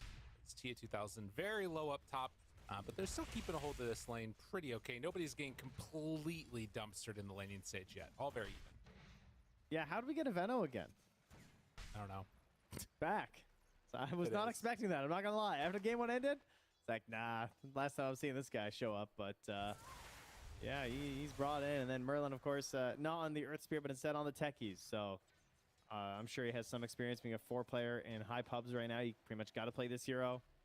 Right. And he's the one that you want to have. Seems like probably one of the easiest ones as well, because it's just such simple setup for your allies. Like, hey, I'm going to blast off in now. And in the previous game, we also saw just like how fast you can get out the explosions. It's like so Yeah, it does feel really good. The amount of burst potential you have, and then particularly in a lane with Venomancer, a hero that we were talking about, there is a ton of kill potential there, right? You've got the stun, you've got Gale, sort of an easy setup. Phoenix may be one of the heroes that can deal with it more effectively than others, because he's got that dive ready to go. But if he's ever caught without it, it'd be a quick death. no death so far. True. No early brawls here before the lane start. Down bottom, have Spearbreaker getting a free Lotus. Okay, well, I just said if he gets caught without the dive, and, well, he's going to get denied TA2000 quick on the trigger fingers. Oh, he got the instead. first blood with the damage over time. All right, that's sick. That works. First blood while dead, easy. Well done. Okay, we do have an urn here as well for DM, so if he returns, might have a chance to really start stacking some charges here. I have to try and get TA2000 back up some high HP here. As they're gonna keep trying to burn him down. Misses the sticky though. Little annoying, then gets that deny after the fact. Yeah, that's going to be the thing that I feel like we do sometimes see against his Venomancers, is like these high base damage heroes just finding ways to deny people out as charge comes through, but a little bit of a cookie to interrupt that one from coming out. Now just that 1 point in the power shot with 2 in win run. There have been times where I've seen a couple of Wind Rangers that have like taken early points in stats occasionally because it's just, you know, a universal hero now, but Yeah. I don't know if that's going to happen or not. Yeah, we have seen that a couple times for sure. I mean, it's +2 to all attributes, so it makes sense why Universal Hero might get more benefit. We've had some people skip over parts of like Shackle Shot, like just getting like 1 point before, which is kind of wild. But you know, we've also seen like Armlet Wind Rangers before, so the heroes that got a whole new canvas to paint upon right now is one of these fresh new Universals, and isn't quite, I wouldn't say quite as figured out as the Magnus. Nope. Like, he's Ooh. Mag, it's like, hey, we're gonna go Echo Saber Harpoon. Kind of feels like it. Wind Ranger, it's like, do we go Maelstrom? Do we go Atos? What's the plan? Right. Chew? Well, Chew, he's going to get brought down there. The combo of the Blood Grenade and 2 lucky bashes sets him a quick path to the fountain. So Omar and Amar, the dynamic duo, making plays happen there. And he does have the salve ready to go again if he wants to.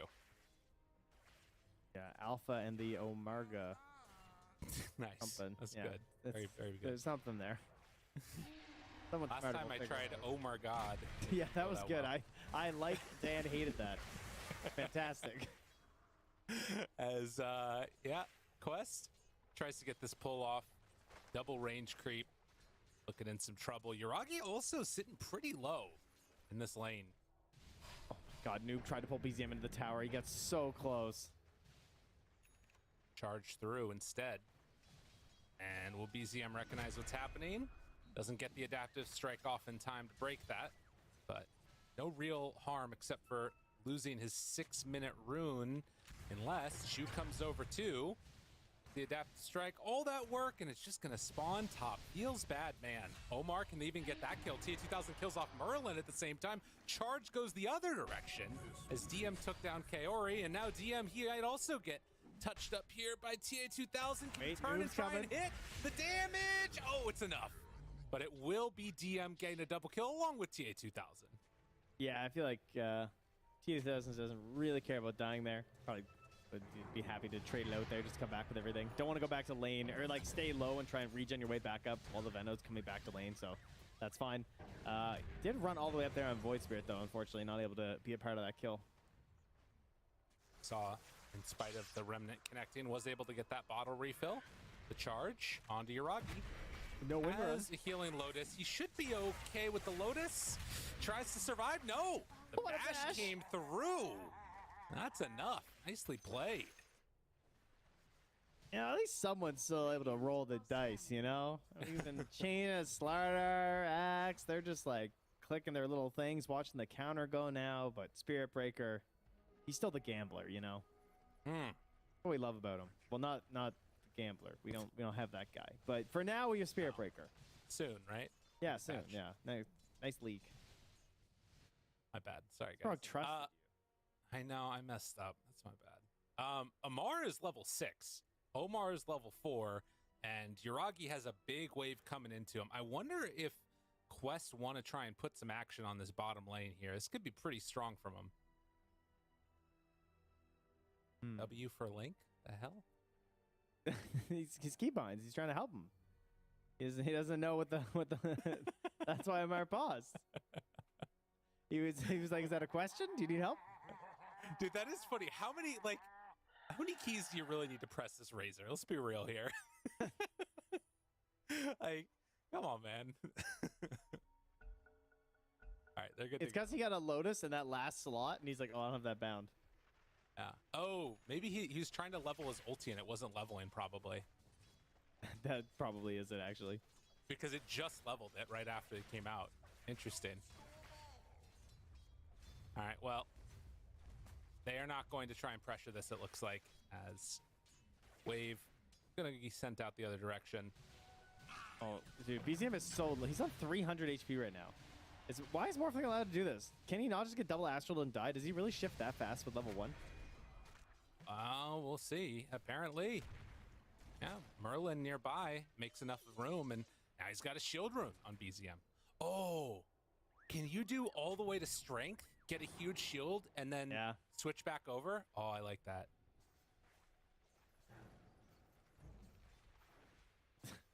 Why does it last so long? That's the one that always gets me. It's like a really long... Isn't it like 80 seconds or something crazy? Yeah, it's kind of nuts. It It's feels like something it should not last that long. As damage out now onto Kaori. And it is going to pop. The Noxious Plague presses over to two of his compatriots, and that's enough slow to stop the charge from doing anything at all. And in fact, Omar, he might be in more trouble. Chu comes through, finds him there with the Scatter Blast. Bring in this Spear Breaker oh so low, but is it enough for the kill? With DM nearby, it certainly is. And in fact, now, to be careful on Kaori, drops down some more of those wards. Merlin looking for the rundown. BZM shows up of all heroes. They find Kaori, the skewer goes through onto 2. They pop the egg! Oh, and the turn for the kill! BZM gets the shift off though, and now Omar, he shows up. Everybody from all lanes decided to join in this fight. Chu tries to walk it off, is gonna die, but they get out on DM. Space created for Yuragi, I guess? It was so close. I mean, they said Kaori's best hero is probably his Phoenix. I mean, look at that. He baits them in so far with the stick, the Lotus, the very last second. And then nearly survives, but there's a Snapfire in the game. So that part, you know, bit tough. That one there. Wow, that was a lot of damage on that Phoenix. That's crazy. I mean, well worth it, even though the hero went down. I think coming in there, setting up for an early RP play for TA2000, like that's in his like his part of the map too. So like he just like gets involved on a kill, keeps farming. Now has the Mask of Madness, so now can really easily rotate towards the ancient camps. And this is just Mag off to a solid start.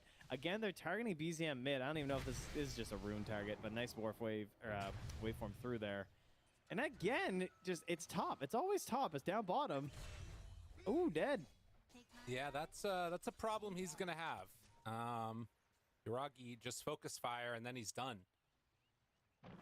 Maybe a blade mail or something eventually. Tough to know what he needs as an answer. Not be versus Wind Ranger, I feel like. Yeah. But that's not a choice at this point, unfortunately. Well, 10.5 minutes, and at least at this point, game looking like a slight lead for OG in terms of the net worth. Nice shackle. Chu gets a little bit of distance. The link is still active, so they can't do anything else right now. 20 seconds until focus fires back up. Man, he was so confident with that shackle that he's gonna be able to survive there if they tried anything aggressive. And they're still sticking around. Yuragi. Oh, and the Snapple, the power shot. He does end up dying to it. Amar still chased, and they get him. The Noxious Plague connects. The Gale is there to follow, and all that magical DOT, the double jump right over the top of Amar, and eventually the man is going to be brought down. Well worth it in the end there, I would say.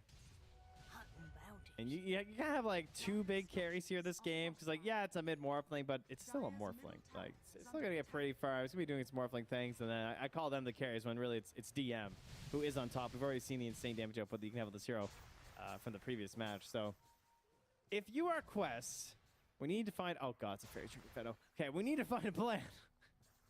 Yeah. And unfortunately, I think that plan is just going to be farm Magnus. So Right. really, we have to figure out how can Omar get kills? Who can he enable right now to make the Spearbreaker pick look great? That's got to be Noob. So who can the two of them target to make things happen? Well, Yuragi running around the map at half HP would be great. Right.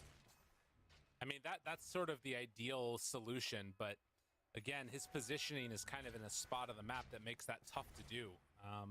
Diving like through the jungle does not feel great here, but we'll have to see. I mean, as it stands, it kind of is just holding their position, trying to farm up into that next set of items for themselves, it feels like. Omar is just standing here waiting to see if BZM smokes. Or sorry, not smokes, waveforms. That's all he's doing. Right. He just wants him to waveform. But speaking of smokes, they are going to smoke from both sides because this is a Snapfire, and Snapfire is the best hero in Dota 2. When you have your ulti, feels great. You can do anything. Guys, just pick this hero. Like, you can go with 2 other heroes. Someone's going to die. Unfortunately, the ulti's not there for 7 seconds. Oh, premature. the shackle mid-skewer, and then the focus fire RP chums through from Omar, and now a big stun comes out from Merlin, but is it going to be enough damage? Omar starting to die, TA2000 being brought lower and lower. They did already lose Yuragi, but with enough heroes running through, they're going to take down 3. DM made it happen with that noxious play towards the end. Kairi decides to TP out. Does he have enough to get away? He will. So everybody shows up on the side of OG, get involved in that action. I admire the attempt at pacing things really quickly, but you probably want to wait those 10 seconds for Snap Ulti. I feel like you have Snap Ulti, and Mag just dies way easier there. Right. Wind Ranger can like keep her pacing and her spacing a lot better, rather. So you don't have to be concerned about the RP. You don't have to do this like weird double back there that you got forced into. But that's okay. They're keeping the pressure up. That's what they want to do from the side of OG. They don't want to give this breathing room to TA2000 because he is at the point of the game where he's trying to accelerate like crazy. But it's still just DM who is going nutso right now. Has the full pipe finished up here. 5-1 and 2, and is going to keep holding mid. Nice. BZM barely getting out. Yeah, I think that DM is definitely sort of just holding on to this like mid game. Every fight that he's in, it feels terrible for the side of Quest to make things happen. But and at the same time, you also see that Yuragi's getting bigger, BZM is getting bigger, and they're gonna make another move now. They thought the camps were blocked, but it was just Veno wards. So they're like sentrying, trying to find stuff, and just blow up KO here. Damn. Yuragi, nice move. Already has the Maelstrom going back for it, and guess what? The move's so nice, they did it twice. Smoke right on into that area, and Omar, well, he's not charging that quickly. ZM takes him down.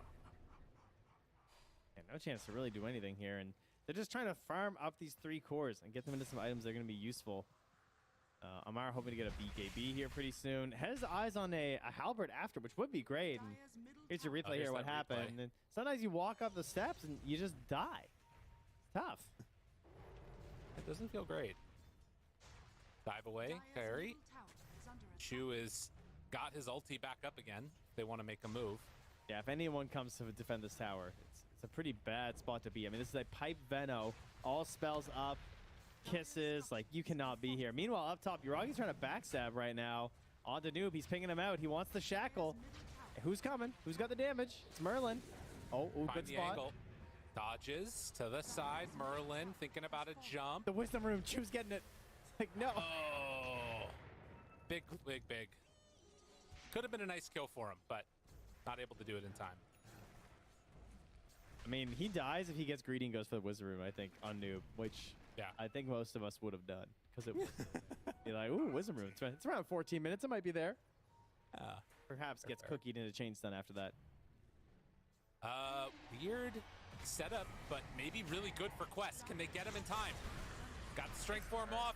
The Noxious Plague, he's still living. BZM is going to survive, most likely, unless Amar right on top of him. And now the egg, the supernova damage coming in, they don't have Snapfire nearby to blow that one up. So a good fight for Quest to start. If they can get Merlin, it's even better. But now can Amar get out?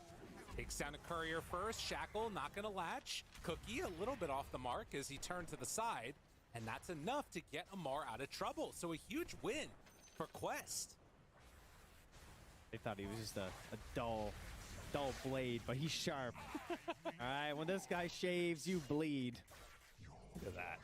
He's in. Dude, a little bit of trash talk between the former teammates, BZM and Amar. After the death when he waveformed into him. Interesting. The trash talk of I drink your milkshake? That's the one.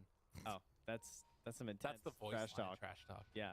Listen, That's good. let me build the fake storyline, Trent. Oh, okay. Come on. I don't get it. Why does he drink their milkshake? Have you seen There Will Be Blood? Oh, I think. I do not remember a milkshake line.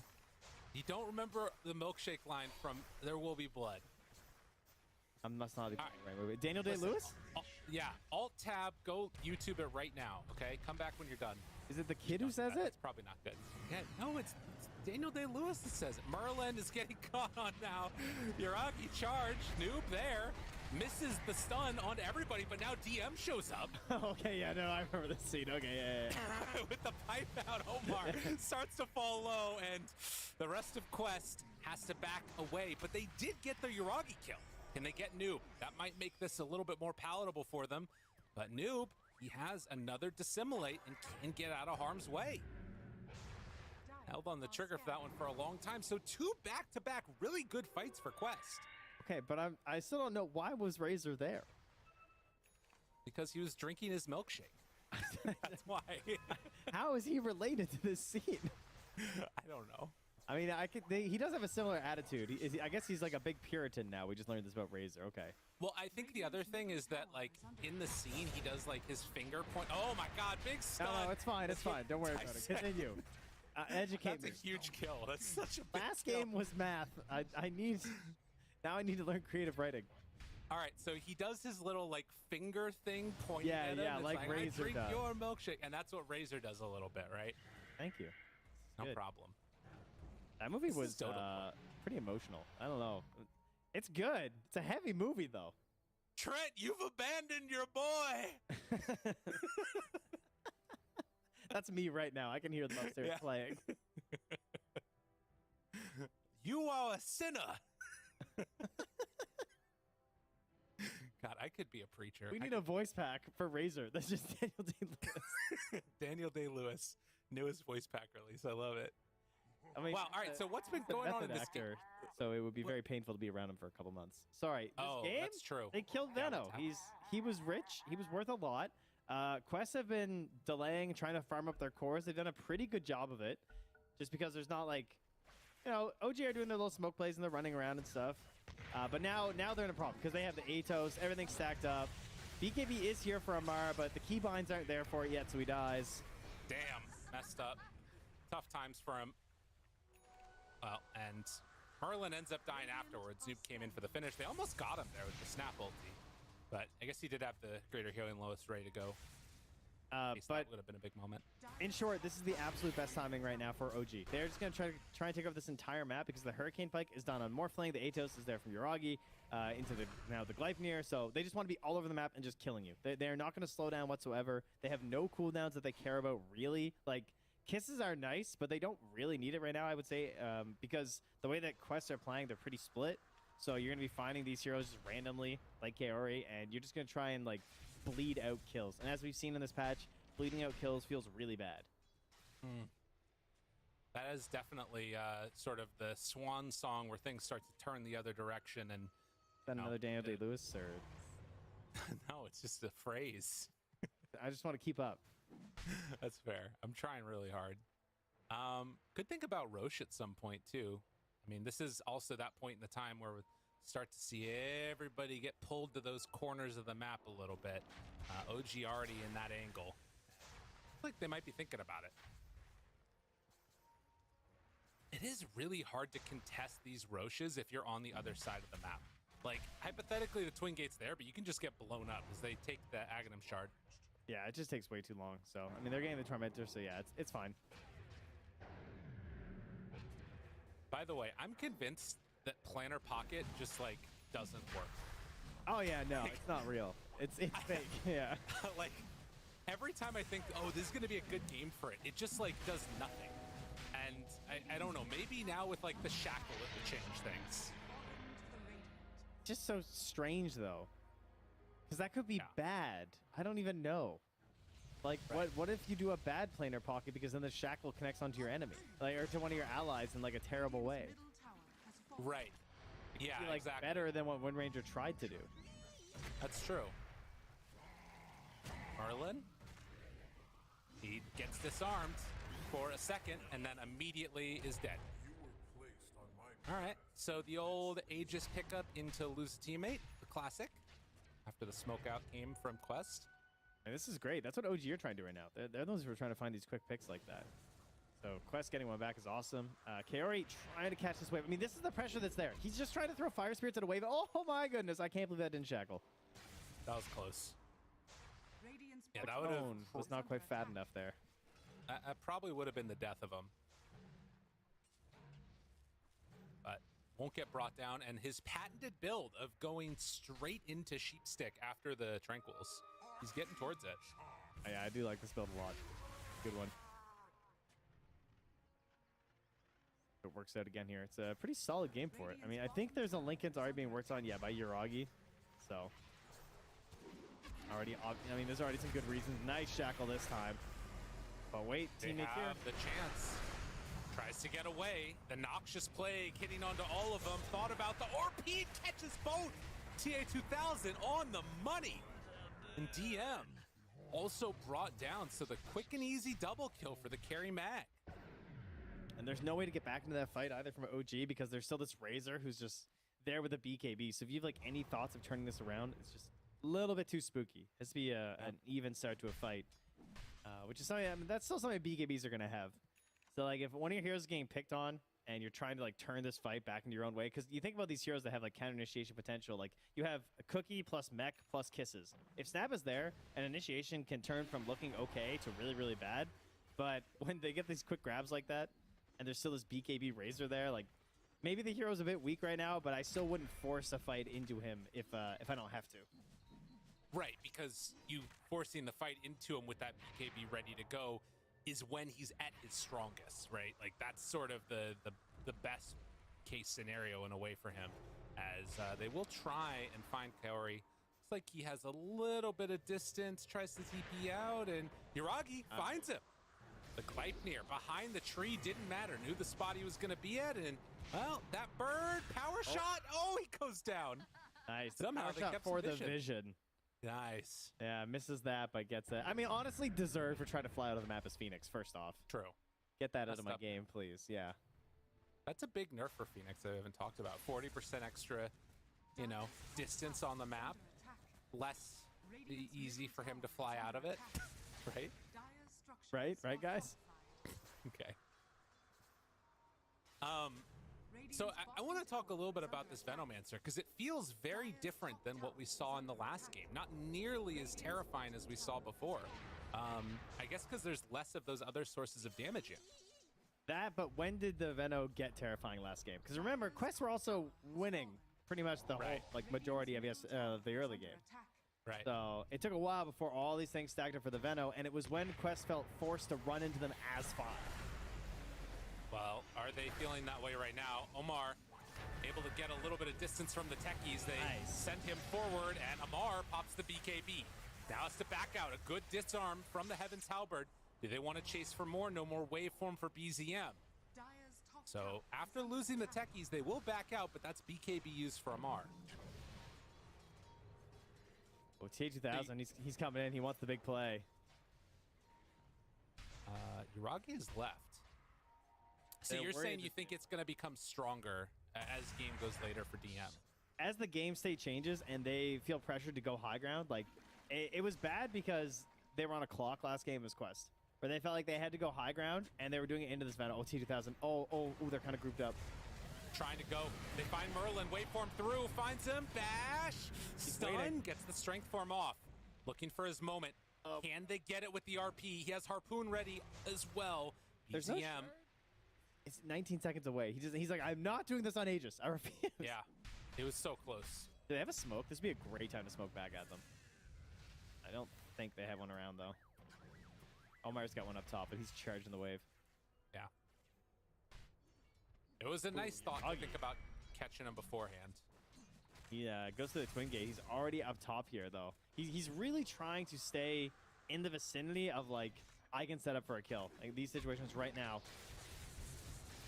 Set up for and Yeah. execute the kill. Yeah, he does it. Wow. Look at the damage on this freaking Wind Ranger with, you know, Lincoln's Gleipnir. It's insane. 214 just off base. Universal hero. Yeah, Boop. The Terminators of the patch. so strong. And trying to increase the survivability there with the potential Aghanim Scepter being worked on. Well, And a halberd of their own now. nice. Be pretty helpful against that Razor before the BKB comes out. Kaori's 100 gold away from the Sheep Stick. That could be big. We do have the Lincoln still, but I think it's just one still. Yeah. So there is still a Glimmer though as well. So I'm sure we all feel the pain of playing versus Glimmer still right now. Feels incredible. Feels awesome to buy. Havis and Glimmer. You know, I'm hearing a lot of supports complain, but I gotta say there's some pretty sick items right now to play support. So at least we got good supporting items to buy that are relatively cheap and have pretty solid build up. Glimmer's not that great, but Havis is like, incredible. Pavis is great. Yeah. Listen, my pathetic French schooling that is a Pavis. I cannot see the word Pavis. If there was no E, it would be a Pavis. That's a Pavis. All right? God, you guys sound so bad when you say it. Pavis. I got to get the Pavis. Exactly. Oh, That's it how sounds goes. awful. It's a Pavis, you know? It's a Cheap stick an reveal. elegant, intelligent weapon. Like the Elegant. Citavis. Courier going over right now to the Morph lane. Techie's mine hits. They have the Hex ready to go if they want to jump. Dual Scepter keeps Techie's alive a second longer. The taunt is out. Kaori thinking about going, but instead backs away. Playing into Venom wards, very scary. Even if they did have a Pavis, it would be very scary, Trent. There wouldn't be an E. No, I can't believe everyone settled on Pavis. That blew my mind. It was like 2 days in, and I was like, why are they saying Pavis? Maybe I'm wrong. Maybe it is Pavis. No, it is. It kind of is Pavis. Okay, let's go. There's no real. It's pretty much Pavis. But Pavis sounds so much nicer, so I'm sticking with Pavis. Okay. Until I get yelled at enough, I guess. Then I'll change. Once they do the Aegis thing and they put it in, I'll stop. Yeah, there it is. Ooh, Wind Ranger Aghanims up next. So more of all stats. Feels pretty good. As Roche, how long is it going to be? That's not fair. 15 seconds. Oh, snap. Do they check it, though? I mean, if Chu goes to check it right now, that's very likely that they can just run in and sneak it. No, he's going through the gate because there's a fight going on mid, actually, where they have revealed that Hex, and BZM just gets exploded. Now that's important. Wow. What do we call it? Oh, Roche would have just ran right by them. Oh, yeah. He just runs on through. Interesting. Radiant structures are fortified. Radiant's middle tower is under I didn't realize he spawns where he was and runs there right away. Yeah. I see. Okay. Well, that's very interesting. Are they going to realize it? Yuragi goes through. I don't know if they know that Roche is up. Guy is just playing, like, he's not even playing Dota, he's just playing Twin Gates. Every time I look at Yuragi, he's going through a Twin Gate. He's just controlling this space up top, looking to pick off anyone who's there. Really important to keep Vision up there as well, because he feels safe coming through these gates. And it's something they've been doing consistently this whole game. Whereas, like, earlier today, we had Tundra constantly using it a lot in the laning stage. I feel like now I'm just watching Yuragi Twin Gate back and forth and farm it up. Right. Smoke out coming. Merlin spotted that the Aegis is there and is getting down those mines. 3 of them already placed so they can see the areas where they'd So be coming in important. at. All right, we have the scythe, but there's no egg. Vision already out. Gleipnir onto 2. Mines popping. Remnants down. Still smoked on OG. All the area in the world that's being controlled is right over here. Do they feel comfortable can't really go into the pit at all. It's so scary against Mag and all these heroes. They do not see anything right now. They have no idea. Oh, tries for it out of the smoke. Wow. That would have been nasty. And that's Sapphire ult to use too. K2000 is thinking about wrapping. There are mines over here too. Oh, what Looking great for an coverage angle. Plague wards drop down immediately. The smoke breaks, and now they have an idea of what's happening. here. And they have a Here's the sentry thing. there too. If they can wait this out on OG, like for 3.5 more minutes, they could just control the gate when they go back through. So that's always the question. Do they We're want just to try gonna and force stand right here for 3 minutes. I mean, I don't know. You don't want to go into the pit. You don't want to take the fight. You kind of just want to hold the area, right? Surely there's something better to do. TA2000. I mean, he's still looking for that fight. He wraps around. He's going to run right into one of these mines. The mines break. They see where they're at. But they don't Still know hanging who on is to this there. area. Remnant catches, taunt, Yules, backs away, run in from the Spirit Breaker, but they were able to catch onto that Void Spirit. Dead already on Omar. Let's have a charge if he wants to get back into this fight. DM under control, but not dropping. 3 more minutes till it moves, Trent. I don't know. We'll see. All right, Gabe was right. We're just gonna sit here. Planting. Big talent to pick out the middle of this fight though, for the win rate. Oh. Minus 16% damage reduction. Whoa. That's pretty huge. Yeah, that's a way more damage now than the focus. Jumps in, finds one, skewer, DM, he's in deep, Hex is there for the follow-up. Do they have enough for the kill? He gets the jump away. In the meantime, focus fire into Omar. That's a dieback on the Spirit Breaker. DM comes right back into it. They push away Amar, Held and now RP. explode him. BZM with that Hurricane Pike made enough of Oh, big difference in RP. the distance, but now the jump in onto DM again. Do they have enough to kill him off? Starting to fall low, and they are going to be able to. That's a dieback. Control into BZM. He gets the waveform out, but they focus fire Kaori and take down that A. With the shackle latch onto TA2000, Yuragi just found the perfect opening. That's enough for another kill. Noob, get vision, but not able to get there with the adaptive strike. And well, just like that, Roche, it's going to be claimed by OG. So we just have forced checkmates now in Dota, I guess. Is that where we're at? Like, oh, I'm afraid you have no moves. You must walk into us here, for we control the twin gate. I mean, a little, I don't know. It's pretty cool. All right, I'm reversing my stance of Techies is kind of okay right now. He's too broken because he's really good at controlling the space on these corners of the map that we love so much, and that we spend the entire Merlin. All right, close one. I mean, he had Taser, I guess, so he's just a warrior. He knows what he's doing. He can control this whole space, and then on top of that, he obviously is still really strong in the lane, and it does like 10-minute ganks. Right. And maybe another reason why Veno sort of fits well in Pro Dota more so too is like another one of those heroes that can just control areas. And who do you have that can do that on Quest? Kind of nobody. We need that's on Noob, right? Okay. We'll just get the Aether Remnants. Just There it is. Drop them everywhere. yeah, just everywhere, all over the place. 9-second Maybe cooldown, Arcborn, you know. too. All right, now that's true. That's Slasher right there. You know, I saw the vid. The support Arc yeah? Warden. Yeah, Ooh. that's really good. It looks good. BD up top as Yuragi runs away. When do you think they'll turn Arc Warden back to normal? When the great convergence, what's it called? Confluence, is that it? Confluence. That sounds right. Right. That sounds like a word. Is he a confluencer? Does he do like posts and stuff for Yeah, cash? okay. Yeah, cool. Okay, I see. Part of the confluencer economy. Yeah, exactly. Inflation's hitting everyone, you know. You gotta hustle. Yeah. He's on that grind. He's independent confluence. He's got complex twice record. the confluencers than others. BZM. Quick jump at TA2000. Does he find an angle that he Oh, likes? hello. Hey, Gleipnir hits on that. That's pretty good for them. Oh my god, he does not get to play Dota. TA2000, the saddest guy in the game right now. A good charge through by Omar, who tries to back away. Ogre Seal Totem to chase, but can't get there in time. Doesn't matter. They got TA2000. That's big. I swear it was like two weeks or a week ago. I saw a rage post on the subreddit about Gleipnir hitting invis units and how it shouldn't, and how it's so stupid that it does. And I don't know, it's Yeah. getting upvoted today. I'll tell you that much.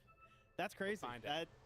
He has been doing such a good job of like lurking and just waiting for these moments with the RPs. And in that bottom fight, yes, they lost it, but he did get a clutch one on the attempt of getting the dieback of DM and also catching Yuragi the whole time. But they couldn't get the egg simply because of the snap being able to get there. BZM still has Aegis, so no real concern. But unfortunately, getting caught there with these greedy attempts of lining up RPs. Yeah. Oh, Venos, it's happening again. Let's grab though. 2. Gets 1. Can they get 2? Shackle now on a Kaori. Merlin doing what he can. Noob right on top of that Techies, finding him lower and lower. Kaori has Hex back up in 6 seconds. Can he chase any more of these heroes? Here. Does have the dive. Yuragi tries to get out and does hit that shackle. The Hex is going to be there onto DM. Find him for the finish. But that is going to be also the Poison Nova dealing some good damage to him as BZM goes to deal with the waves. Dude, Quest? I mean, I was just worried because I've seen the Agnes go for the Venom. I'm like, oh, this is it. We're back to the same situation. You know, they lost that top fight. Things aren't looking that good. And then they just pull this one out. They just grab this fight. That's crazy, man. The sights have been so good. And then Razor just chases Yuragi that entire fight. He couldn't kill him because he's just so good versus this hero right now with the eggs. But oh my god, that damage. Oh, Noob trying to survive and he gets away. Quest, keep him alive. Can they punish his OT 2000? He's looking for his moment. He's thinking about it. Jump in, RP, catch on to 2. Pulls him back through. The charge onto both. Yuragi's in trouble. OG, they're getting decimated here. Now he's coming back to life. Can they bring him down a second time? It doesn't quite look like it, but that was the Aegis. A pivotal moment for OG where they take down both of their cores. Deadly, deadly. Guys, just this is very unexpected from a carry player. I don't know. Maybe it's the background of being a sick mid as well, where he's really good at picking those moments. You know, he doesn't always wait. Like, you can't expect a Magnus to do this, but if they find these opportunities and they do it, it can be just game changing. And these little moments like that too, like that's gonna really slow down Yuragi, especially if he's gonna try and save for buyback, which I assume he is. So this Daedalus is now gonna be pretty far away. Dude, honestly, I'm really impressed with them. TA 2000 feels very clutch. Oh, Omar, they get him. Oh, chase. Right on the edge of it and into Ward. Wait, what? Oh, right. Okay. I was like, Yeah. It took me a second to realize it ended early, so he got the Gale into Poison Nova. I do love how ending early means you died while the spell was still going. Great. Yeah, exactly.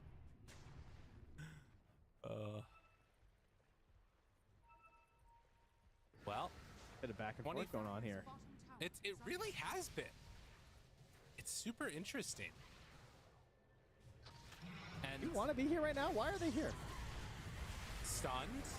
Was it an elaborate bait, or is BZM about to get taken down? Eats the cheese. Very low. Merlin throws out that stun. Amar in his BKB still looking for that chase down, and well, they can't quite catch on to any of them. Oh man, those moments hurt, but still, you know, you're holding your base and things looking like they actually could make this work for them. How did they all just TP out of there? I don't know. Need more stuns. That's one of those moments where I feel like the brain fog was hitting or something, because they like you just get skewered into the base. You're like, why am I here? There's still a tier 2. What are we doing? Yuragi's not here right now, but this game is chaotic as it feels to watch it. I think it feels very chaotic for the players right now too. And we're gonna relax for a second here and pick up some items. Another mind breaker on the day. Pretty good item. True. You know what else? I'm as much as we're sort of talking about how this Razor is sort of a weird hero right now and doesn't feel like it fits well, it's actually looked pretty freaking solid from Amar. He did pick up that shard, also has the Shivas on top of the halberd, and soon gonna have Refresher. And Yeah, that's paired, right? Exactly, he's about to. He has it now. It's paired together with the Scotty from Void Spirit. That cheese did not do a ton for Morph. No, I saw that as well. I was like, whoa, that was not that great. You know, still half HP, barely able to TP out and survive there. Ooh, the Penta Edge sword chosen by Yuragi, huh? Okay. That's a lot of damage. It definitely is. Yeah, that's very interesting. almost has Daedalus done now too. Oh, that's a cool ward that they just took out. I have to steal that one for later. So next, Roche, I guess. How late are we going on this one, Trent? What the hell's gonna happen? Well, we got to do our 7 timetables again. So that's coming up here in a second. Okay. 42. So we got to get our wisdom runes. You know, once you have a second to look at your hero and then think about things on the map, you get to go back and we used our cheese, so we're not getting a block of cheese this game. Well, at least not yet. Not being worked on currently. Oh. And DM got it again. The timeless relic. All right, that's just not fair, honestly. I got 2 problems this game. I got Timeless Relic, just get out of here, and I think Harpoon needs a mana cost, but, you know, we'll see. Smoke up. Quest. Looking for a bit of a Hail Mary dive. Hoping to find somebody. Yeah, they're going to connect right where this... Oh, the mine. Oh, it's so good. What a hero. Oh, and do they realize they should now? On the side of OG. Dude, look at them. They're getting set up down here, too, by where Roche is going to be. Yeah, mines are hitting. They know exactly where they're at. Dude, not again. Dude, it's Not happening. again. Don't checkmate them. They're castling. They're castling in the corner. They're creating a defensive formation. Now, here's the thing. Quest could send one hero up top to try and get vision down or something, maybe. Like, go But- through the gate, you mean? Well, just run up there or TP Oh. to it. They got an outpost and then set up for when Roche moves. BZM. They're controlling the pillar ward right now. Gem there, finds one, looks for it, harpoon, into skewer, into blow up, DM dead, but Poison Nova onto everybody, buyback immediately, Merlin and Merlini, say what you will about him, are they gonna get the kill? No, he gets away, TA2000, he's in a ton of trouble.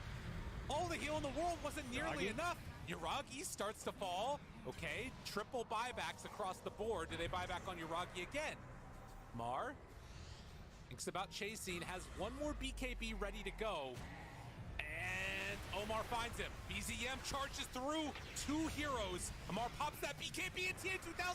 He gets them both with the RP, but another round of this Poison Nova is going to rip them to shreds. The damage from the Venomancer from all of them, it's way too much.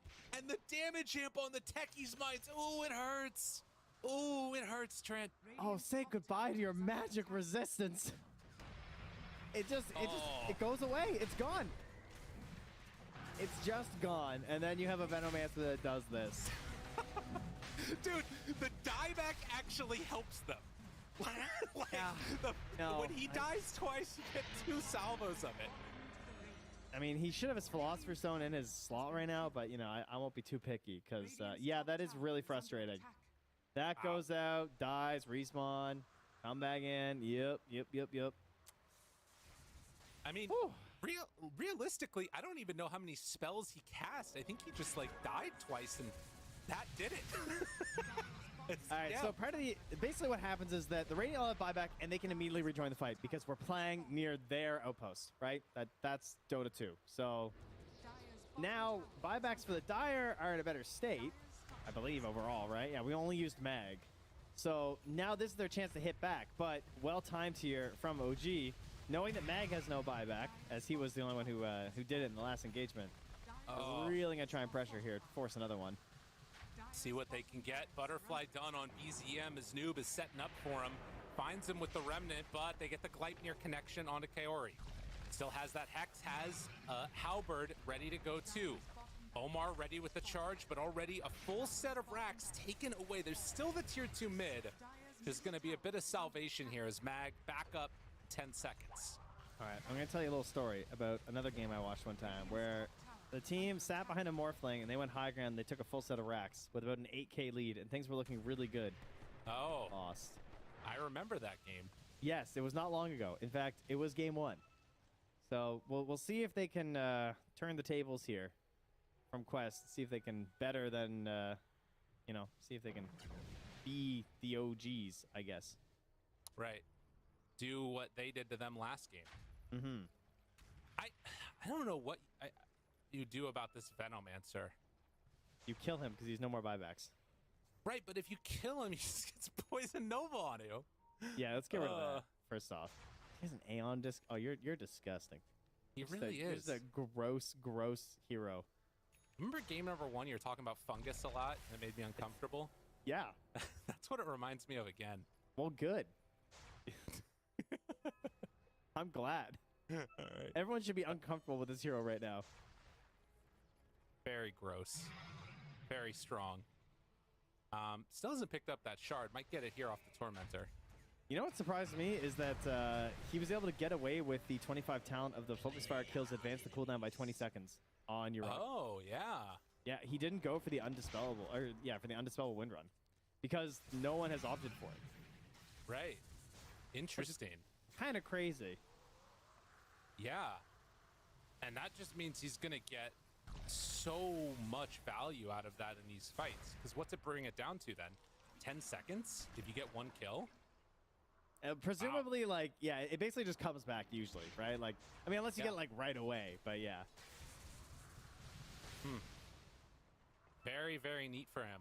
It's basically he recognized, at least I assume he did, that Amar couldn't go Nullifier, in his opinion. That, like, if he goes Nullifier, it's not going to really work out. Like, he feels like he needs, like, some sort of mobility. I mean, he is going Blink. He has the Refresher. So, without that, he feels safe enough to do this. But it seems crazy to me to have the Eggs and not take that talent, because that feels really dangerous. Yeah. Well, because it's something that's exploitable eventually if this game goes long enough. But, I mean, the way that OG are playing, it might just be over in the next couple of minutes here with a 13k gold lead. They still have Aegis for another minute and a half. I don't know if OG want to make another move high ground, though. It feels like that's kind of been the thing that people have avoided the most. Trying to win the game? Yeah. Yeah. Yeah. Oh, maybe this, though. This is pretty huge. Uragi just gets blown up by Noob. Okay. Freaking scythe. They look for more. Omar chasing, but not able to find anybody. Merlin backs away. And he almost has the Aghanim Scepter, interestingly enough, while Chu. Omar found him. Can they get other heroes over here in time? The Bash. The Bash is very strong. Pops the Fat BKB. finger. Someone switched their items around, I guarantee. Okay. Was trying to mash that dust, hit a BKB. Okay, says Omar. Fine. Got the kill. All right, now the question is, what can you get on the map? You're getting kills. You know they have no buyback. This is your victory. From losing the bottom fight, your victory was if you get kills on the map, they have no buyback, guaranteed, 100%. So what do you do right now as Quest? Can you panic, rush down mid? Like, they are pinging mid. They need to go and get this building. 2.5 minutes until Uragi has it back up. He does have the Daedalus finish, so when he is back up, he's going to be incredibly strong, but they have these 55 seconds right now to look for it, and you can see OG kind of giving it up to them. Did he just get his Daedalus? Because that was on the courier for a long time. Yeah, he just got it right now. Oh, that's really fun. No, he bought that ages ago. I'm pretty sure he forgot about it on his courier. Maybe I'm wrong. Yeah, he has it in his inventory just now. Yeah.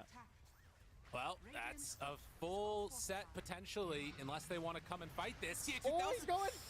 Eul Scepter keeps him alive. Merlin with the connection, keeping him alive. And look at that! Oh no! Oh no! The plague, it spreads! It spreads to all of them, and now got to get the hell out of here.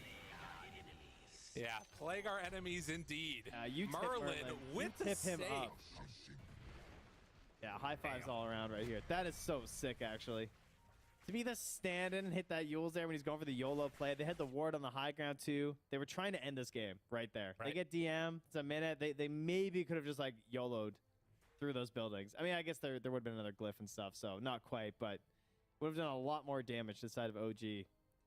Oh, yeah. Unfortunately, that is your classic high-risk, high-reward play, and unfortunately, he hit the high-risk portion. Can't connect to Discord. Oh, it's Discord. He's trying the wrong program. Yeah. Type that in. There you go. They'll take care of it. Wow. So you said, you know, high risk, high reward. The thing to keep in mind, like you said, DM did not have buyback, but the other hero that didn't have it is TA2000. He's a minute away from having it off cooldown. They're already running down this mid lane with 70 seconds. So basically, those times kind of match up with each other. There is a lot of other buybacks on the rest of these heroes for quests, so they should be able to mount some type of a defense, but how scary is it going to be trying to sort of deal with this? Oh. All right, here we go. Oh, sorry. I was trying to figure out what was going on here. I think I mean, if this is, I was gonna say if we have a long pause, we're just gonna stop everything. That's like the classic, right? Yeah. So I feel like we might all be. Oh God, I hate pauses. I hate them when I'm playing. It's actually The other thing. confusing. The other thing is that like the cooldown on that buyback is only a minute. So if they didn't have it like perfectly marked out, they might think that it's still there. I think they're gonna come and tease. And just they're not expecting to end the game, but I think they can like poke at mid right now for sure. Yeah. God. Morphling getting. Oh, wait a minute. BZM dead! 100 seconds. They just blew him up. Sir, do you need another pause? Time to think about it? That's pause Dota right there. What All in that the hell was... Oh, wow. Oh, wow. Still chasing for Yuragi. Not going to be able to get him right there. Quest blew that one wide open. I mean, they were looking at sort of a scary situation to suddenly just BZM being out in front and not respecting the potential damage. And now Noob is on the hunt again. He's going to run right into DM here. Silence break. Aeon disc down. Control is there for round 2. But Yuragi in for the damage. Enough to kill Noob. Meanwhile, Amar has to back away. He got hit by the Poison Nova. Amar has double BKB and double Hex, but the Shackle Axe together! Oh my god, can they bring him down in time? Yuragi trying to do what damage he can, but Amar manages to escape by the skin of his teeth. And these moments, I mean, it's such a volatile game. Amar had no buyback there as well. Yeah. So he gets back to base right now. He's the only one without buyback. Everyone else heads right now on the side of Quest. They've gotten themselves into another situation now where Morphling's not going to have buyback, and that's going to be covering over the next Roche spawn as well. So this isn't a like we need to go end the game immediately. It's more of a like, aha, we have the advantage now moving to Roche. Of course, that won't matter if they manage to control the space once more like they have been. They're just like swimming back and forth inside their base right now, and Oridu, and they're like a little school of fish on Quest. They're just like moving as a unit left and right. You know, the other thing that we've seen here is that every time somebody thinks about going high ground, they just like immediately throw the game, it feels like. You know what I mean? Like, that was BZM ready to run high ground, it just explodes. Yeah. They do finally get a Wind Ranger Aghanim shard, so Gale Force online, another way to try and maneuver things, and maybe, you know, Gale Force techies, some cool plays. Potential at least. They're on the same team. Oh, that's good. That's what I mean. Gale forced them into the techies' mind. Yes, of course. There you go. That's the one. I knew you were on that. Well, I said potential Roche coverage. That was an instant spawn. Wow. That stinks. Another quick one. Damn. Radiant advantage. It does feel like this is what happens, right? If the first Roche is taken on one side, they kind of keep happening on the other. If teams are just ready, that is painful. Now there's an infusible Aghanims here too. Who's even getting it? Either Techies or Snap. Techies already has his just about done. Yeah, so Snap. Wait, Morphling has it. Oh no, they're doing it. Before? No, yeah, they just gave it to Merlin. Okay. They just gave him. Wow. So he's 2000 breaking. Caught. Omar so low RP. They have enough to kill down EZM though. He's still living through this one. Waveform to the other side. Merlin about to die. Okay, they have the buyback and now the run through the skewer connection. BZM in some trouble. He does still have that Aegis, but can they kill him off in time? Yes, they will. DM off to the side, Yuragi onto Amar, bringing him down bit by bit by bit. He does get killed off, but has buyback. Noob has to back away, still has that DD rune in hand. They gotta run. Semilate jumps to the went side, in. gets away, Shoka Spire, gonna get him. They also have buyback on both Amar and Noob. Chew with the save, very well played. All right, there we go. Ooh. Oh my god. OG just keep finding themselves in the same situation where they're on the back of like bad buybacks, but usually they had the Aegis to show for it, and right now they don't. So there's a question of, can you actually force out of this Razor or this Void Spirit buyback? It feels like you need to force it right now, or this is a bad spot to be in. Yeah, and I'm we're right even back out. we're getting closer to those 60-minute items too, which just makes everything that much more volatile. Man. 10k gold lead, but you got to get something out of it. And BZM, he's stepping high ground, ready to do it. So Techies had to buy back, but he sold the components for the Ags. He's trying to get a Wind Waker to try and bail people out of these big combo plays. Gale Force down. It looks like they're giving up this set of racks, but if they have to buy back anyways, are they just going to give up megas here? No. 20 seconds until Razor is back up, but no, they're not going to go for it. OG not willing to start a fight when there's the potential for those buybacks. So, I mean, a set of racks down, sure, but at the same time, like, you already had that mid racks taken of OGs. That ends up working out, I think, pretty well for Quest. T2000 just bought out. He bought the refresher. He's going for it all. What? Going for it all, baby. He's buying out. This guy's crazy. Jesus. Got 650 gold to farm. Oh, man. Trent, I don't know if I can handle this. Like, someone please escort me to the Ancients. I need to farm. No reason. Yuragi just gets a 2000 XP Wisdom Rune. The hell? Yeah, they have no. Everybody's almost 25. Almost all the heroes in this game are 25. What's funny is that Yuragi has almost made his way back to 30, and there's still nothing to dispel wind run, so it's not end up mattering at all. So there you go. Yeah. We're still missing it on Veno, his 25, and then the Techies too. But extra bash chance for the Spirit Breaker. What else? Phoenix, the Supernova hit count. You can see Dota Plus win probability very even at this late stage of the game. Could go either way. Wait, was that the graph? Mines, the mines. They're telling them what's up. Lamar. In. Can they get him? Yuragi, taunted. Gets a little bit of separation. Noob just blows up, but they have the buyback ready to continue this fight. Second round, that's the refresher, that's the hit, that's the kill. That's exactly what they needed on Quest. Dead for 2 minutes, no buyback. Can they find more? BZM tries to escape. The cookie is there, but he has to wait for him to get away from trouble. All that damage stolen. The taunt, it connects onto the BKB as it expires. That breaks his TP. Dead for 2 minutes. Is that just it? I think it might be. If they know. West Gaming forcing us to a game 3. Just run it down. He's saying both lanes. He's saying bottom and mid right now. They might not fully know about the Morphling. Because, again, there's been a lot of pauses. It's been very chaotic. We're almost at 60 minutes right now. They do have a glyph, but they'll get one refresh as well. And the jump in, DM, he wanted to save and kill off these creeps in mid.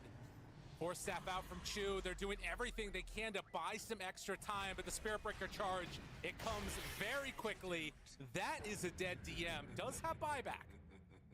But what can they do? They also are going to have, they don't have Snapfire ulti. Can't even kill the creep wave with that. So much damage from that dude. Wow. Being able to hold those buybacks when they went for that mid push, so huge for Quest. In. They gave to up mid. a lane. They risked it Try and all. Take this down. Tier 4 towers being hit. Thought about going in for the ulti. Just hit buildings. That's the call right now. Don't need to dive bases. Do not need to dive bases, but the Hex is there to try and slow this down. Second tier 4 tower dropping. They got 20 seconds. Can they do it? I think the answer is yes. Throne is exposed. GG is called. We're going to a game 3. What more could you want from a series like this? Oh, that was good. That was good. Noob, high five. Don't let me hang. Don't let me hang. He says. 2000. He's just in shock. Oh my god, we won. Wow, he looks totally stunned. Yeah, he's like, we won? Yeah. What was happening? Like, my mag is so good. What a crazy game, Trent. I mean, where to even go from that one? That was a little bit of total chaos, pickoffs, heroes just randomly exploding and dying 100-0. The Scythe just completely changing that entire game from Kaori. It set up so much for them. Like, there were so many times where it could be the Phoenix just follows up on one short stun. Maybe it's like a charge. Maybe it's just the Void Spirit jumping in. The Mindbreaker was like game winning, by the way. There were so many times where just that little instance of silence just like caught them off guard. Like, they didn't immediately, like, I swear I saw Yuragi and BZM both times like trying to wait for him or trying to wind run, and it didn't matter because they're just silenced. And then before they can even pop BKB, they get scythed and they just die. A really impressive performance. Kaori, on what the panel was saying is his best hero. I can't really disagree at this point. Let's head on back to them, let them break down the action as we get ready for game 3. I'm not even sure where we're going to start with breaking this one down because Quest Esports, we thought they were going to be in an even tougher position than game 1, but mate, they pushed back. They pushed against everything OG brought to them and closed it out. It was an absolute marathon. This one somehow being more intense than game number 1, which I didn't think was possible, Lacoste. I didn't think so either, but in the end, they managed to do it. I think on the wings of Noob, he kind of carried this game really hard with being empowered in the fights, going for all-in on damage. Like Void Spirit as Universal Hero, which Kezu is a big fan. I think he's only playing Universal Heroes baby. now. It's insane how much damage this hero can do in short period of time. I mean, it's same goes for Venomancer. Again, Venomancer finding Timeless Relic. His damage output is pretty obnoxious. He dies, buys back, dies again. Some of these fights were very chaotic. Like the one we're seeing right now is something that OG did really well in the game. They held onto this Radiant Roshan position for a very long time, planting the mines. One of the reasons why Teki is so good. He can control certain areas of the map. They fall back. They have some place to TP to the outpost that can't be taken over. I think something has to be done about that one. And also Teki's mines, revealing teams that are coming into a fight smoked. Very chaotic fights, but this time around, Quest, I think Kezu had a good point in the previous one that they needed to have a little bit more explosive damage, and this is how they itemized for this one. Just to have, like, go in, get stuff done, TA2000 in the end finishes off Refresher, gets that double RP, and they clean up 2 heroes. So, good stuff for them. I was thinking that it's going to be the same way the way it ended in game number 1, but it didn't. We're going to game 3.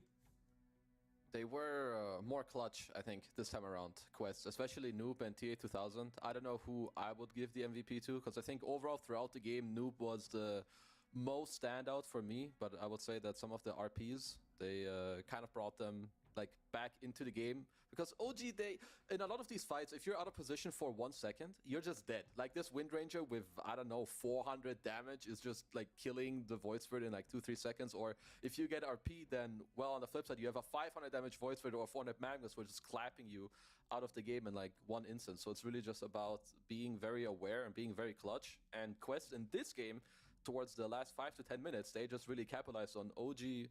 They messed up, but you know, you need to be in the right position, make the right plays to actually, you know, punish them. That pause into going to high ground as Morphling, I mean, Yeah. it was a rough one, definitely. It kind of gave away all the advantage that they had, and also the previous fight, Morphling did not have buyback for 2 minutes, Wind Ranger for 5 minutes. I think you know that if you lose a fight there, you lose these 2 heroes, you're going to lose the game. So I think just the decision-making to go in and seek for a fight was a bit of a wrong shot calling there, because you want to wait it out. Like, you definitely want to have buyback on your Morph. Wind Ranger, we've seen how much damage she can deal in these fights, especially if, like, Focus Fire, reset with level 25 talent. You get another Focus Fire hero, just instantly die. But, yeah, again, we praise Kaori. Casters also praise Kaori about his Phoenix for a really good reason. I mean, the itemization was pretty much same as his did go last time he played it. Shard, he wants to buy Shard for... He thinks that he can't wait. Like, there's no reason to wait for that 20-minute mark to maybe 50% chance to get it from Tormentor. Instead, buys it for himself and then gets into a Hex. We've seen so many clutch Hexes dive into Hex, something that he does really well. And yeah, the big elephant in the room, I'd say, is Amar on this Razor. Made a hero look really good, even though he was playing into Morphling, into Wind Ranger. He's still, like, the itemization was pretty much the same as he was doing in the previous patches, where he gets like Falcon Blade, BKB, gets that Halberd. Yeah, multiple Halberds on their team too. One on Kaori later down the line. But yeah, good stuff from Quest. But yeah, game 3 should be exciting as well. Yeah, before we do get the MVP, though, for this game number 2, I'm going to put my foot down because you couldn't decide beforehand. So I'll do it for you. We're going to give it to Noob, and of course, you're going to explain why, though. I get to explain, or Lacoste gets to explain. I didn't hear. You get to explain, Kezu.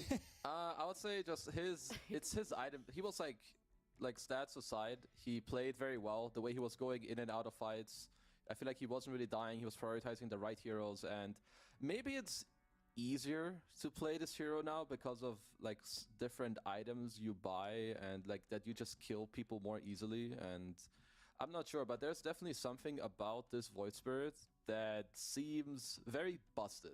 Like you go this some Echo Saber Deso, you can split it into BKB, and you're just like killing everyone. Like I don't know who really stands a chance. Like whenever I see this hero have a mediocre to good game, he will always pop off in the later stages of the game, no matter what. Yeah, well, some great reasons why Noob is getting the MVP there, but everyone definitely pulled their weight on the side of Quest Esports. You've already outlined a number of reasons why. But for OG, I hope they don't think too much on this one. I know there was that little bit of a shot calling issue for them, but overall, it's a long game, and sometimes teams know how to play late game, and sometimes, you know, you kind of just really struggle with the lineup. But one thing I know for sure is game number 3 will be just as action-packed. I'm excited to get to it, and it will be happening after this break. No words. One more. Kill him. Nice, nice. You can ult.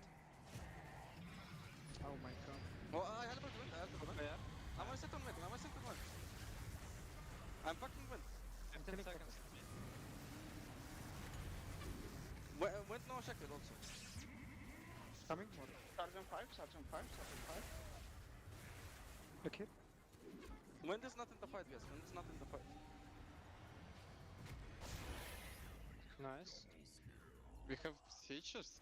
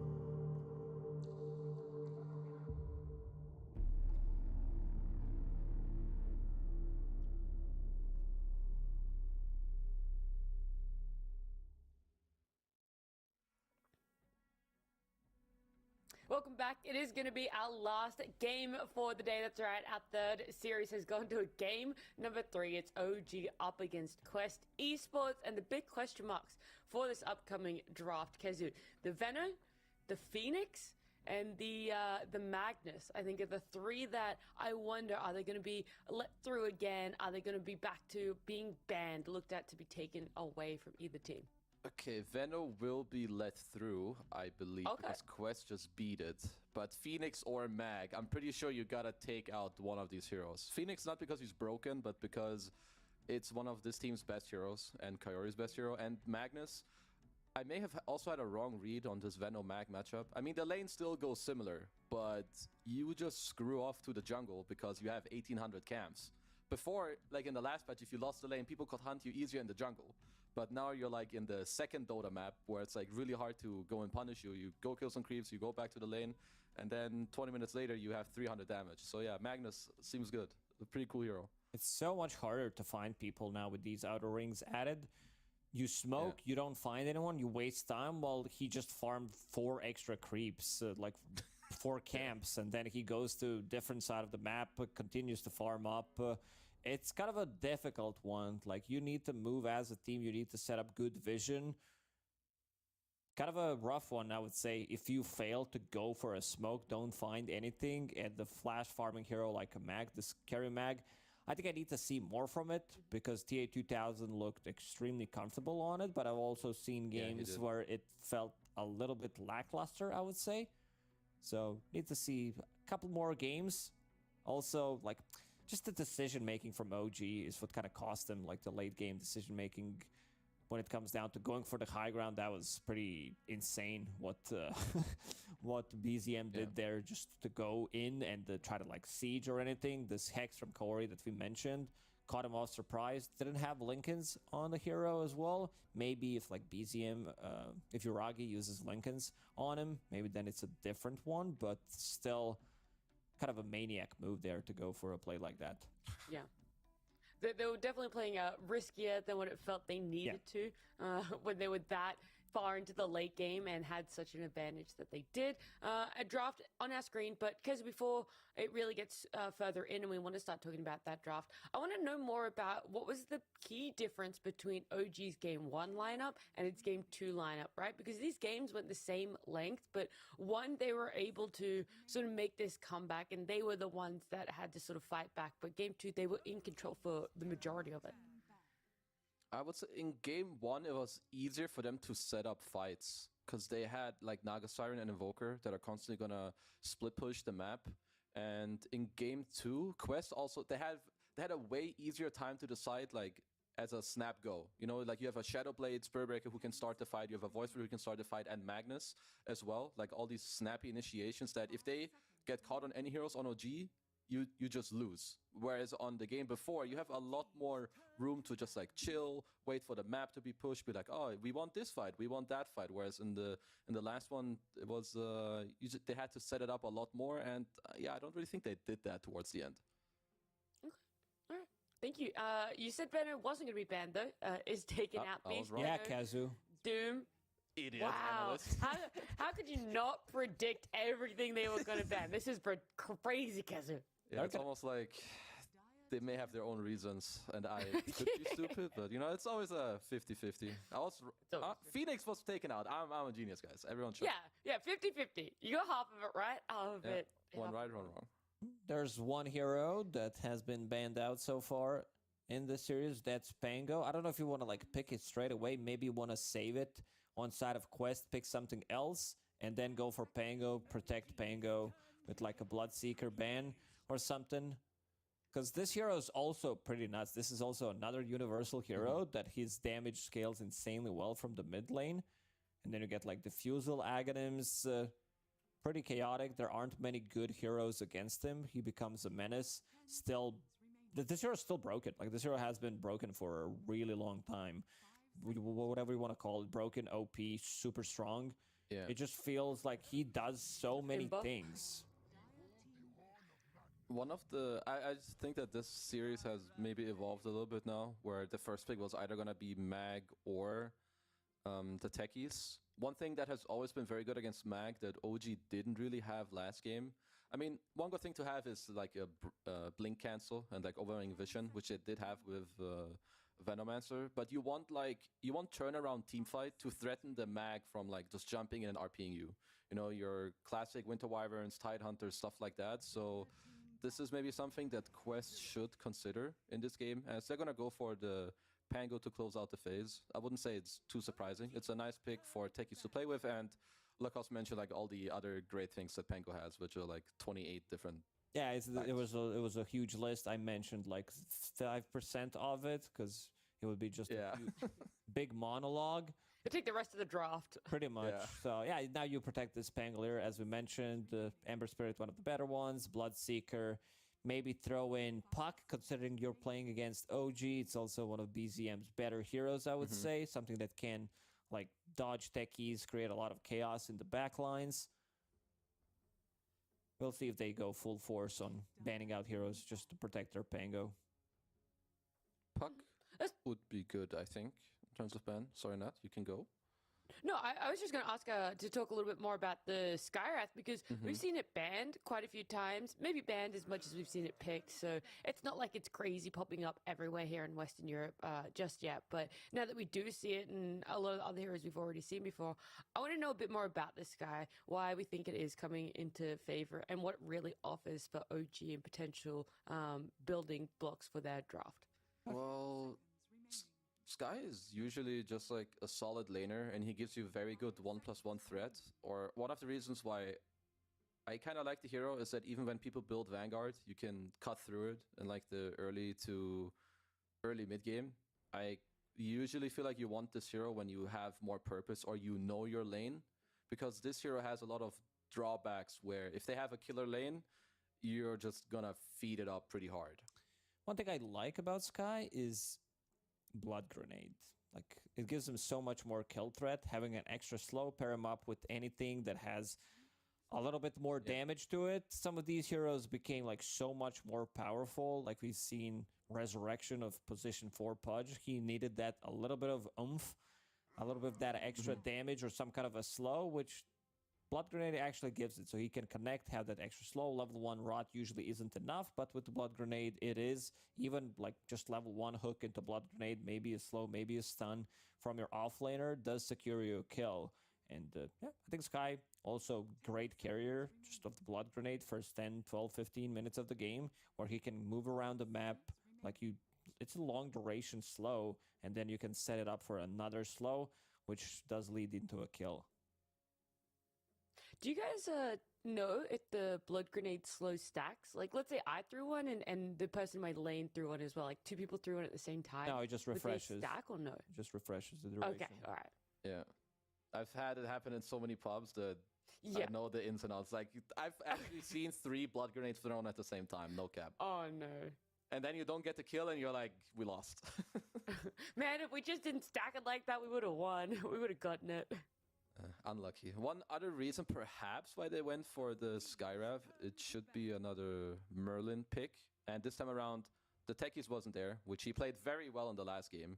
And their Earth Spirit is there too, but I don't think you want to open up Mag Earth Spirit. That sounds like it's some real dog shit. So you just go Mag with a good +4. You enable him throughout that. You have your stand-in being happy. So you start your draft with good vibes. Yeah, a little surprised that they didn't pick Keeper of the Light for Merlin, just for the lore itself. Have that. On the other side, OG We'll write to them. banning out Faceless Void, something that Kezu talked about, like these big team fight heroes that can like counter Mag. Like, you know, they're gonna be grouping around Magnus. I think there's like 4 or 5 really good heroes. Like Phoenix is the one that can counter Mag. Wyvern that he mentioned. Tide. Yeah. I think Abba is also fine, coming out from position 4, because you can pop ulti, shield the other guy, and also Faceless Void. They group up, you're setting things up for a really good chrono. So, banning him out. Disruptor, Skywrath Mage, 2 supports that do give you a lot of kill threat in the lanes. Something Pango doesn't really like to play into. Long duration silence from Sky into like a static storm. Synergizes nicely with Mag RP. You put it on top of 2 heroes. Like, we see that supports are getting a lot of gold. You see a support with like 3, maybe even 4 items. Maybe because we've seen these long 55-minute games 2 times in a row. But still, it's one of the best upgrades in the game. Aghanim Scepter on Disruptor really changes the game a lot. Yeah, it's just like it's just a straight up win condition. Like, you can at some point play for it and suddenly your hero turns into Doom. which is a pretty good hero who has a pretty good spell. One thing for Quest that I want them to do, I've said this a few times, when Noob is playing on this Pango, like, please, for the love of God, pick heroes that help him or another hero that can go in. You mentioned like heroes like Abaddon. I think that stuff is really good against Mag. That's a pseudo help because he can heal you, he can go in for you, he can shield, or if you take like a secondary initiator, Silencer helps in a way because you protect him with global, obviously, but there's a way where if I'm playing Pango this game, I would love to play on high range with like a diffusal blade. That's definitely one way how you can abuse Disruptor in Sky a lot. I don't want to be the Pango that in every single team fight I have to start with my role and then, you know, it can just become awkward. So Amar or TA2000, I think one of them, whichever hero they play, it should like jump in or be able to frontline to just make it easier Like for him to Amaz, play right? this game. Oh, there it is. There you go. Yep. I'm down. I'm down. I low-key said it as a joke, but then I was like, it's not that far up. Not a joke if Amar is playing. Yeah. So you'll have someone to set things up for techies, someone that like Silencer can back up with global silence, and I'm a big fan of just swashbuckle from a distance, use it 1-2 times, use Rolling Thunder, which doesn't put him in a bad spot. So he, as you said, like doesn't need to use Rolling Thunder, Shield Crash, die, like get Glimpse, die afterwards. So Mars will draw a lot of attention in some of these fights, and then they can still like keep the distance. It's still a really good Drow Ranger game. Looking at the bans for Quest Esports, it's also one of TA2000 better heroes. Either that or like Terrorblade. Terrorblade doesn't care too much about these heroes. Sure, Skyrat Mage, but we're like Terrorblade doesn't join early on until he has like 2-3 items, and he just dismantles the whole team of OG, I would say. So OG might start also thinking about some of these suggestions that we mentioned. They should definitely think about TB. It's like one of the few kind of range heroes that I believe in. I feel that these Drow Rangers, even if it looks good, they're really hard to make work. But TB has high armor into these mag lineups, helps you with the waves as well, and has a pretty good laning phase. So I wouldn't be too surprised if we're going to see OG ban it out, as they're just going to take their hands on this Void Spirit, which, well, it is just an insane hero. And also with the different item builds, I feel that this hero is... He's more tanky than he used to be, because you want to buy more stats, you're going to go for this Echo Saber, so even when you play into like some global silence or you may get stunned, I feel that in this patch you have an easier time surviving through these potential combos. And betting out Phantom Lancer could have also like reveal something that they were trying to go for, the Terrorblade that we mentioned, which was kind of obvious one, but what's really like, why is Phantom Lancer? I mean, it could still be Drow Ranger considering that they banned out PL. Even Templar Assassin, I mean, it's in his name, TA2000, so probably gonna be one of those. Anti-mage ban. Maybe it's leading up for Medusa. Okay, it gets banned. Yeah. Or they were could just be testing OG's knowledge, I think. They could be distracting them with these bans. It's like, well, we're not gonna pick these heroes anyway. We're just making you waste bans on it. That would be the big brain play.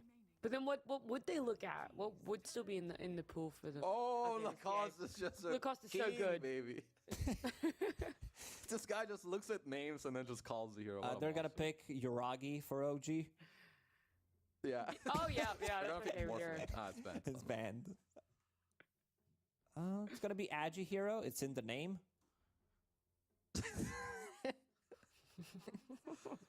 Okay, so has DM play? I'm sure he can play Mag. There's like, you can try to go nuclear and you like pick some Viper offlane and you go real toxic. You just have DM level up from Veno to Viper. Seems good. Or you just end up picking some new carry. They would have loved for TB to be in the pool, but obviously they had to ban that themselves. Oh, what about the Wind Ranger again? I don't mind it too much, but this time with an earlier BKB where you can kill Pango. Okay, and there weren't That's many a cool options looking Wind left. Ranger. It really is. It's not even an Agi hero. We lost. They lost.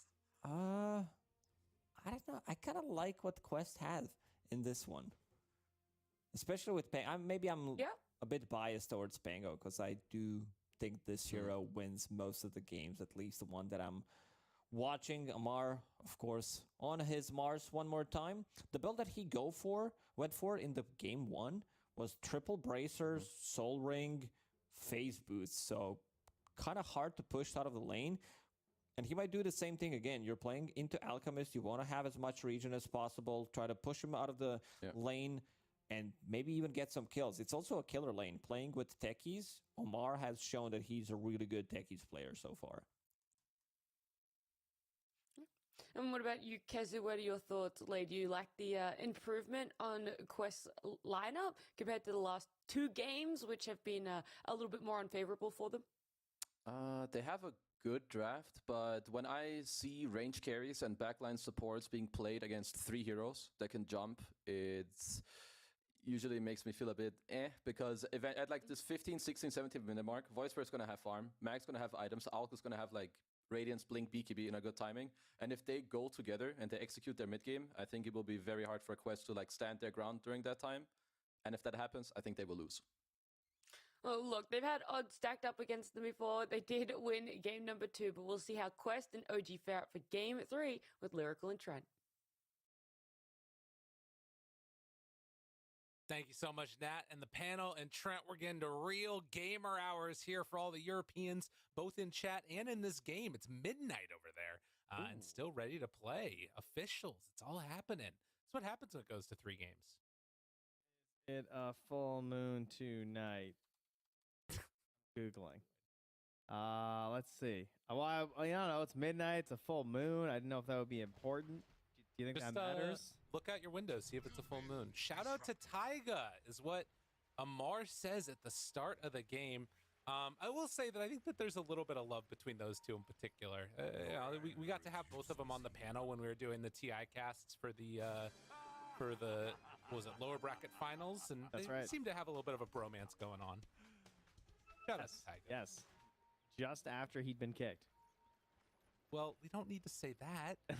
Oh, okay. All right. What do you mean?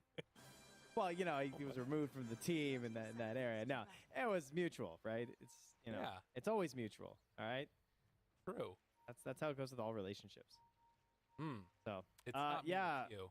Yeah, and you're not strength, you're edgy, but he's not. Oh, wait, no. I like Lacoste's idea. It was a good idea. Yeah, that was a good one. But You're edgy. he's your Stri for today. So it's an Alchemist. This hero was bopping around like the first phase picks and bans for a little bit. Then he got nerfed, lost a bit of movement speed, if I recall, and some other stuff. So now we're going to see how he is now. A lot of little nerfs, the little tickle damage that always really hurts this guy. But I will say that you also do have a situation where all those extra camps right below him down there on the bottom side of the map feels really good to farm there. What doesn't feel great is Kaori not able to play on his Phoenix, so he doesn't have a get out of jail free card. They do not stack up the blood grenades. They play it together perfectly. It's going to be Mr. Merlin getting the first blood, same as last game, or game number 1, I guess. Yeah, just great stand-up performance all around for sure from Merlin. Definitely impressed and hoping to clutch this last match for him. Newest Nigma player coming in right now. Oh, sorry, no. That's sorry. Come on, Yuma hasn't even played yet. All right, give him a second. Relax. It's like the water cycle. It's like, you know, liquid picks them up. Stand-ins come in. Other teams, they make their way to secret. Yeah. You don't make it to secret. You go to Nigma, then you stand in for other teams, perform well. Right. I will say, okay, I don't really understand how he has keybinds issue because he already played Mars, but I do have keybind issues on any hero that I haven't played since the patch. The keybinds are always messed up every single time. That's fair. I don't know what happened, so maybe that's why they lost game number 1. He's like, oh, it was the keybinds. We got it started this time. Don't worry, guys. Yeah, he's gonna change the Mars ones. I lost, so I need to fix them. Yeah. Well, I like this play too. We alluded to the fact that TA2000 used to be a mid player, and this was why. He was a TA player. But alas, he has moved. He's become a safe laner, a carry player, and so has Templar Assassin. So he's going to be very happy right now playing with his old hero. And also became a universal hero, TA. No, just lying to the audience. Did just you actually lying freak me out for a second? I was like, there's no way she's universal. That would be so broken. I just like lying to the audience every now and then. It's like, Merlini's back. He's playing, guys. But no, that's not indeed what's happening. Already taking a lot of punishment here from Merlin, though. God, my brain like tied itself into a knot right there. I was like, no, that can't be. But then I saw his inventory. I was like, that is a lot of branches. Yeah. And to make It's sure, just- you know. It's infected people. You know, everybody sees how good these stats are on Universal Heroes and like, I want to do that too. But it's just not the same. Although, man, look at the CS already off the bat for TA2000. Looking pretty good. And with the blood grenade, a couple more punches. DM taking a beating, not able to play on his Venomancer this time. I mean, as much crap as we give the mid players, you know, when they actually do this thing where they like practice last hitting and stuff, and they are going to be better. Like, seriously, I think that a carry or a mid player that goes to the side lanes is going to like out CS everybody, Yeah. you know? Because like it's just so necessary for winning. Whereas like there's other things you got to focus on the side lanes. You're like thinking about the camps and the pulls, and so that gets your attention. And you're thinking about like how do I interact with my teammate and stuff. But these mid players, they just spent years muting, Right. being muted, no one else to talk to, no friends, only foes on both Yeah. sides. Just only the creeps to call their friends, and then they would kill them because they had to do denies too. So it's, you know, they're just bad people. As Chu, he's Does he get the died. deny? Oh! All right, hold on. So we got to talk about this. I was letting you finish your little soliloquy there Thank you. about mid players and the pain that you've experienced, but he stole the bounty rune on Chu and then ended up sticking around, having him waste all of his mana on techies, and then gets the deny to neutrals. Sick stuff. All while giving an alchemist a 1v1 versus a Mars and a Techies, which is, I would not want to be in a situation where they can be comboing up their plays. So No. to draw him that far away, just fantastic stuff there from Chu. Afterwards, we'll see if he decides to head on towards mid for a bottle refill. Nope, just pretending to be a courier at the moment, bringing out some boots for good old Yuragi. And suddenly, he has all of his items that he needs. Tread's done at 4 minutes.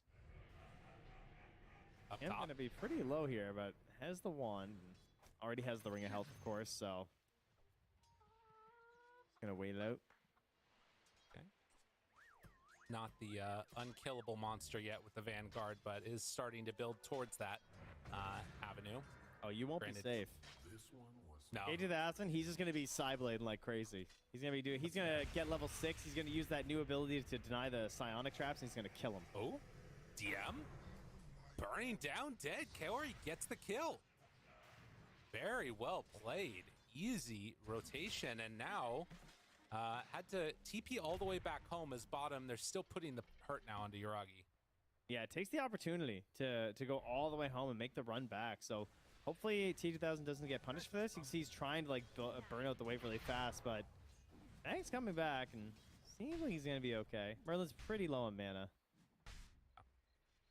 Wasn't able to get there for that pull, unfortunately, for TA2000, but still pulling the wave back, keeping himself survivable. While down bottom, Yuragi throwing out stuns as they're battling over this creep camp. They will get the pullback now onto Amar, but without another stun for a couple of seconds, Yuragi can't do anything else to punish that.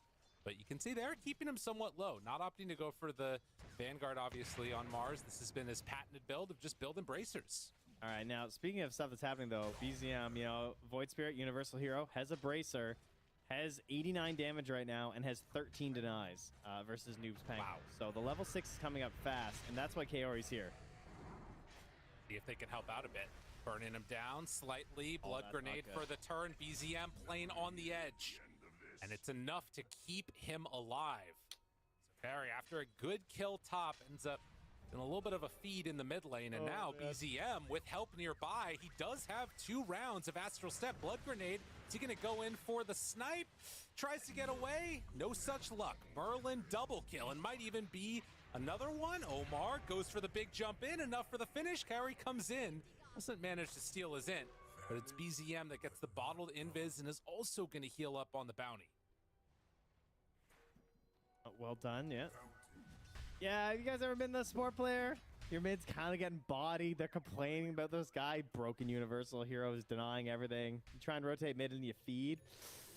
It's a bad feeling. Oh, he's TPing down bottom. He's going to try and use this ulti right now. See how many kills they can pick up for OG. There's one. Chew. goes down, and then Omar goes down. So not able to get any others.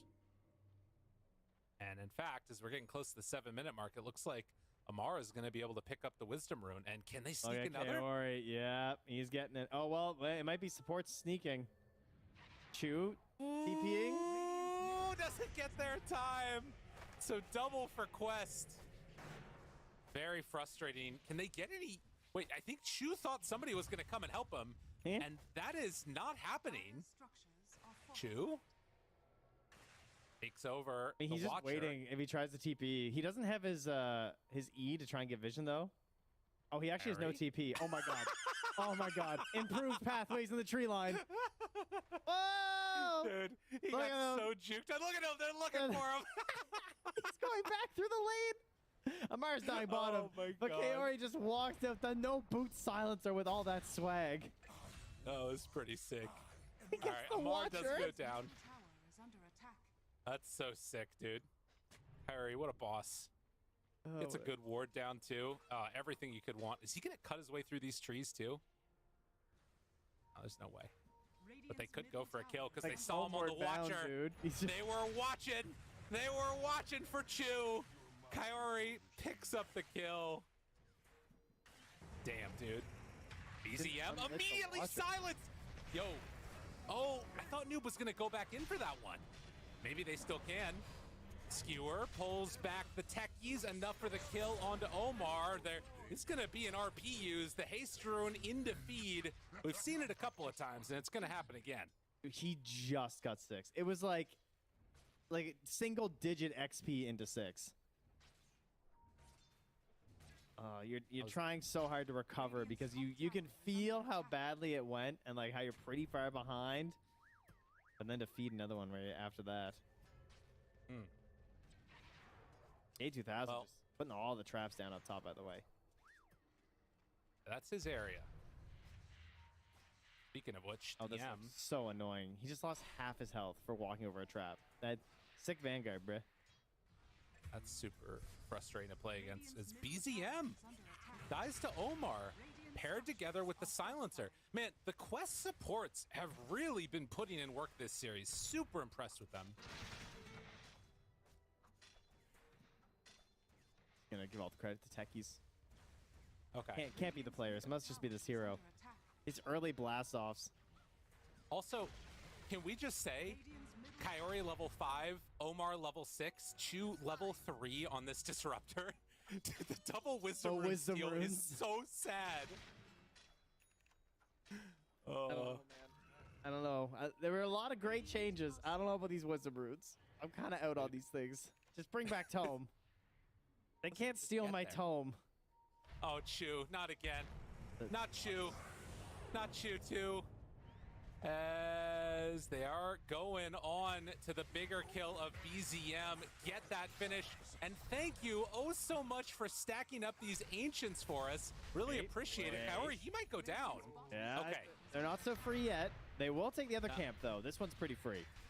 Yeah. They have vision. They're watching them do this right now. Nothing they can do about it. They're just going to be satisfied. T2000 thinking about leeching some of this XP. There's a he's trap kinda in there low. too. A2000, are you too bold? Silence is out, gets the stick off, still healing through it. Good stun onto 2 DM. RP ready. Have they bitten off more that they could chew? Because they're down on the low ground, but no. Instead, they turn and kill DM. And OG kind of just bleeding here. Yeah, he's still holding Over and blast over. off. They can turn again if it gets too dicey. Oh, stuns himself. going. Thinking about the turn, and indeed, they'll find him. Just explodes to the damage coming out. BZM wants to find something. They do find the snipe onto Omar. K2000 still living through all of this. As this battle is unfolded, I mean, it is pretty freaking looked good for Quest, gotta say. God, he just melted. He got melded. I think he must have gotten a lucky shot on that as well. Yeah. Jeez. And plus the DD, I guess, was also in there too, right? So they just kind of had everything. Man, great control over this part of the map here from Quest. All starting with Kaori invading for the Wisdom Rune. A lot of it began there, getting the Watcher, leading in some kills. Great use of, probably one of the best Global Silence is a level 6 I can remember in a while. Using it to punish this Void Spirit, all slippery and annoying. He's so mobile for a level 6 hero because he just has like 2 abilities very early on that can cover such a big distance with multiple charges. Yuragi in trouble now as the arena is down. He's going to self-stun, do even more damage. And Amar just backing away. BZM double jump forward, wants to get the kill, and he will find it. Can they get away with the rest of them, or do they want to keep fighting? Looks like they're ready to go for more. BZM, there it is. Global back up. Does not have an answer for this early into the game, and one of the problems when you go the stats build for Void Spirit, Silencer just owns him. Up 2K against an Elk. Man, that is crazy that he just got global to the last word and is just dying on this Void Spirit. Like, he looks so tanky. But it doesn't matter. He's got 5 armor right now. Radiant structures Wow. are fortified. Quest, Radiant's after bottom a tower is disappointing under game attack. number 1 where there were moments where it looked like they could make a sick play and chew, now even going to get caught. Gets brought down by Omar again. But after that game number 1, they have really been able to salvage things after it looked like they were in the lead for a while. This Quest team is legit. All right, but again, remember game 1. This is looking pretty similar. It's a little bit earlier when they're getting these big moves across the map, but it was a situation where like going high ground was a little bit hard. If the game got dragged out, Yuragi got really big. They controlled the waves a bit better. Their overall map play was really well done from OG. So, you know, Quest, they have to keep up this tempo. Right now they're looking at Amar, but it'll just get glimpsed back. They still have a good ward over on the pillar as well, so trying to squeeze this Alchemist out of this area. They are just trying to bully. I would also, just to sort of piggyback on that thing that you were saying about this Quest team and the struggles that they do sort of face a lot of times, and it was even the issues that they faced in Tour 2 when they ended up getting 5th. It was so close to them going to the major, but they were in situations like this where they couldn't quite end the game. And a couple of giving up kills here and there to an Alchemist, it's really deadly. Now they have a glimpse onto Amar to try and bring him down. Kaori is in trouble, going to fall. Amar tries to TP out. Do they have anything to break it? Doesn't look like it. BZM can't get there in time. But this has been the problem for this team for a while, is closing out big victories in the laning stages. Tip there. I see a giggle there from BZM. Tips him back. Okay. Some smiles. Love to see it. See if it stays all smiles. The Mage Slayer is out here from BZM, so trying to slow this game down a little bit. Obviously, Echo kind of the preferred way to do things, but with the way this game is going, this is a nice way to try and stabilize things by moving into the Mage Slayer instead. Reset. Yeah, definitely.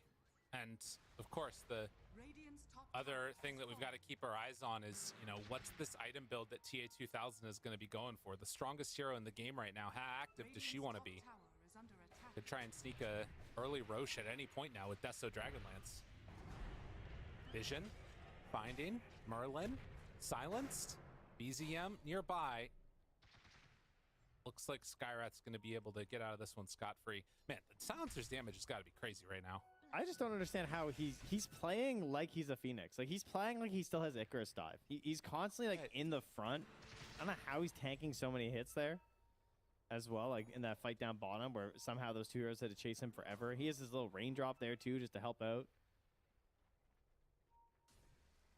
Trying to make things frightening for them. Whenever they see Silencer, he wants them to think, like, oh, there's a Pango here. Oh, there's a TA here. Right now, they don't have the best idea of what's happening. The ward that they have does get missed, though. So it's going to watch Silencer and Techies move down bottom to link up with Amar. And that's what's causing Yuragi to do this big rundown. The Wisdom Rune is there if he checks. Nice. Does he go and look at it? He does indeed. Oh, baby. That's much needed. Dire's I mean, middle tower that's is just under big on attack. him, too, right? Like, getting those levels pretty important. Radiant's bottom tower is under attack. It's like Noob grabbed the other one, yeah. Dire's Well, top Quest tower is under playing attack. together around the mid lane now, Dire's structures are fortified. as there's going to be a fortification to keep the tower alive up top, while Quest want to make the move for the tier 2 down bottom. Radiant's bottom tower is under attack. Bringing This is good. numbers. Using the shield rune to like tank it up, let the catapult do some work. He's trying to pull the wave away. Merlin recognizes how important this is. They try and hold this, but it just can't be done. And this is going to, again, lose space for Yagi to farm. He's got to get through this twin gate. He wants to be removing himself from this area and joining up top with the Void Spear and the Disruptor. Radiant's bottom tower But is there goes under the attack. outpost. TA2000's moving through. Has the Blink Dagger as well. So I saw that TA2000 was saving up some gold. I wasn't sure if he was going to try and commit for something a bit bigger, but he just wants to be active, wants to keep pressuring. And Yagi went back down bottom and is spotted by the creep wave. They're just running at him. Yeah. TP out. Gets away. Omar wanted to chase that, but not going to be able to do it. Merlin also TP's out. So much space being made on the map right now by OG. Even though they're in such a strong position on the side of Quest, the farm, it's not being missed out on that much by OG. And look at the itemization of Quest, too. They've gone Blink Dagger Pango, Blink Dagger TA, and BKB first for Amar. Yeah. So, pretty interesting way to do it.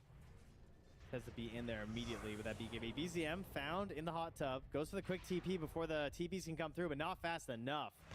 Noob gets him. Nice catch. So Noob cleans up that kill onto BZM.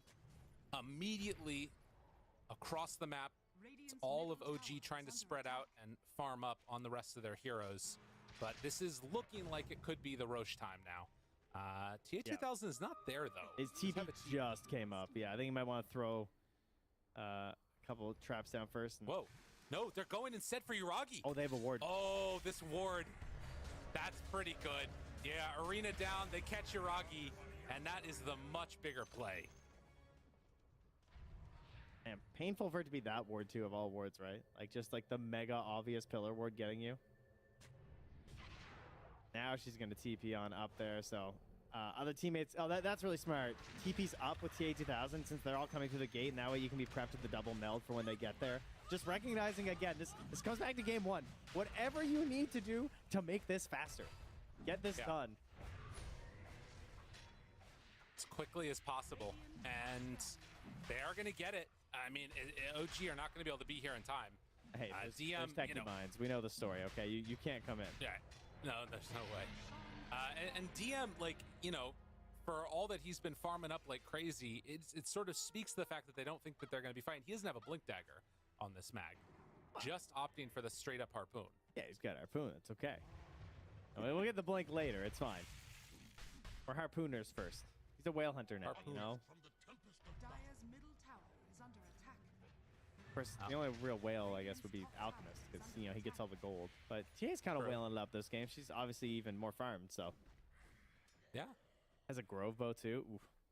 Nice. I mean, this is scary times, and Quest already set up to try and take down this Tormentor as soon as it spawns. Well, the tier 2 tower will fall. OG, this has kind of been, you know, one of those things that you see in this patch is teams kind of snowballing a lead. But in the past 2 games, the team that's been behind has been able to make some comebacks happen. See if it can happen again, or if Quest have righted their wrongs from before and now have answers to it. No instant mining or anything of the Tormentor. Have one in behind in case they try and contest. But the ultimate beginning of the snowball, typically stealing to the Tormentor. And there it is. Drop down. Oh, Tekkie's got it. Is that better? I guess, because I mean, you have Glaives, like the wisdom 1 point upgraded. glaives anyway, right? Like, not really focusing on it. OG, they're ready for a fight, it looks like. Even into this Aegis, 3.5 minutes left on it. Yuragi, thinking about a jump. Drops down the acid spray, static storm down. Amar already BKB out, and Chu is just gone. Pango roll, but the BKB walk away. Yuragi just tries to retreat. For the catch, Merlin. Oh, so Merlin. slow. My God, one big hit is all it took. And now the spear, DM, he's caught. Goes into all of them, but does he have the damage? No, he can't stay alive to get the RP off. Global the cover regardless. And OG, they're starting to whittle down one by one. Triple kill on TA2000. Nice spear. And no buyback on the Alp, doesn't even need it. BZM has to get out of here. I mean, they don't have an answer. Harpoon in one, pulls it back. Kaori, he's gonna die. So they do at least get a consolation kill. That's a tier 3 tower take. Getting back glyph reset nice and early off the tier 3. Dire's bottom tower. Won't be a concern the next time you come up. It's kind of risky. Like, we don't get the same benefits anymore of grabbing the tier 3 that you used to. Way back when. I guess that was a long time ago now. Jeez. It used to be tier 3s, then it was tier 2s. Right. But grabbing, it's because it's pretty unusual these days to see a team do that, where they go high ground like that just to grab a tier 3. But I think the fact that, like, getting rid of the glyph reset right now, so you won't have to worry about it if you come back, is pretty nice. There are a lot of lotuses, guys. Whoa. The ports gather, harvest. Into something extra. 4 down bottom. Got 1 up top. Not bad. Maybe about that time. Part of it is that there's not a super mobile 4 in this game. I guess like Omar is sort of the most mobile one in the sense of like how you move around the map. Right. But he is planted. Well, TA, in the meantime, gonna try and pick up the Tormentor for her team.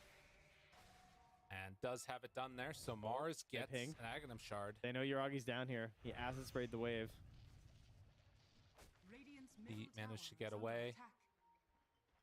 attack. Yuragi hides, and we'll be able to farm this one up at the very least, though Merlin, he might not be so lucky. Does I wonder if there's a blink ward over you- to the right. Dire Like, I wonder if there's a has ward you can get around here where Yuragi is that would let you spot couriers to move into this part of the map. Oh, yeah. That'd be really broken. Yeah, I don't know. I never tried up there. I'm sure it doesn't work, surely. I mean, Monkey King was jumping up to the trees. We had to get rid of those. We got some nice True. bushes up Gone. there now. It was bare immediately after. That was kind of funny. All cosmetic now. Yeah, beautiful.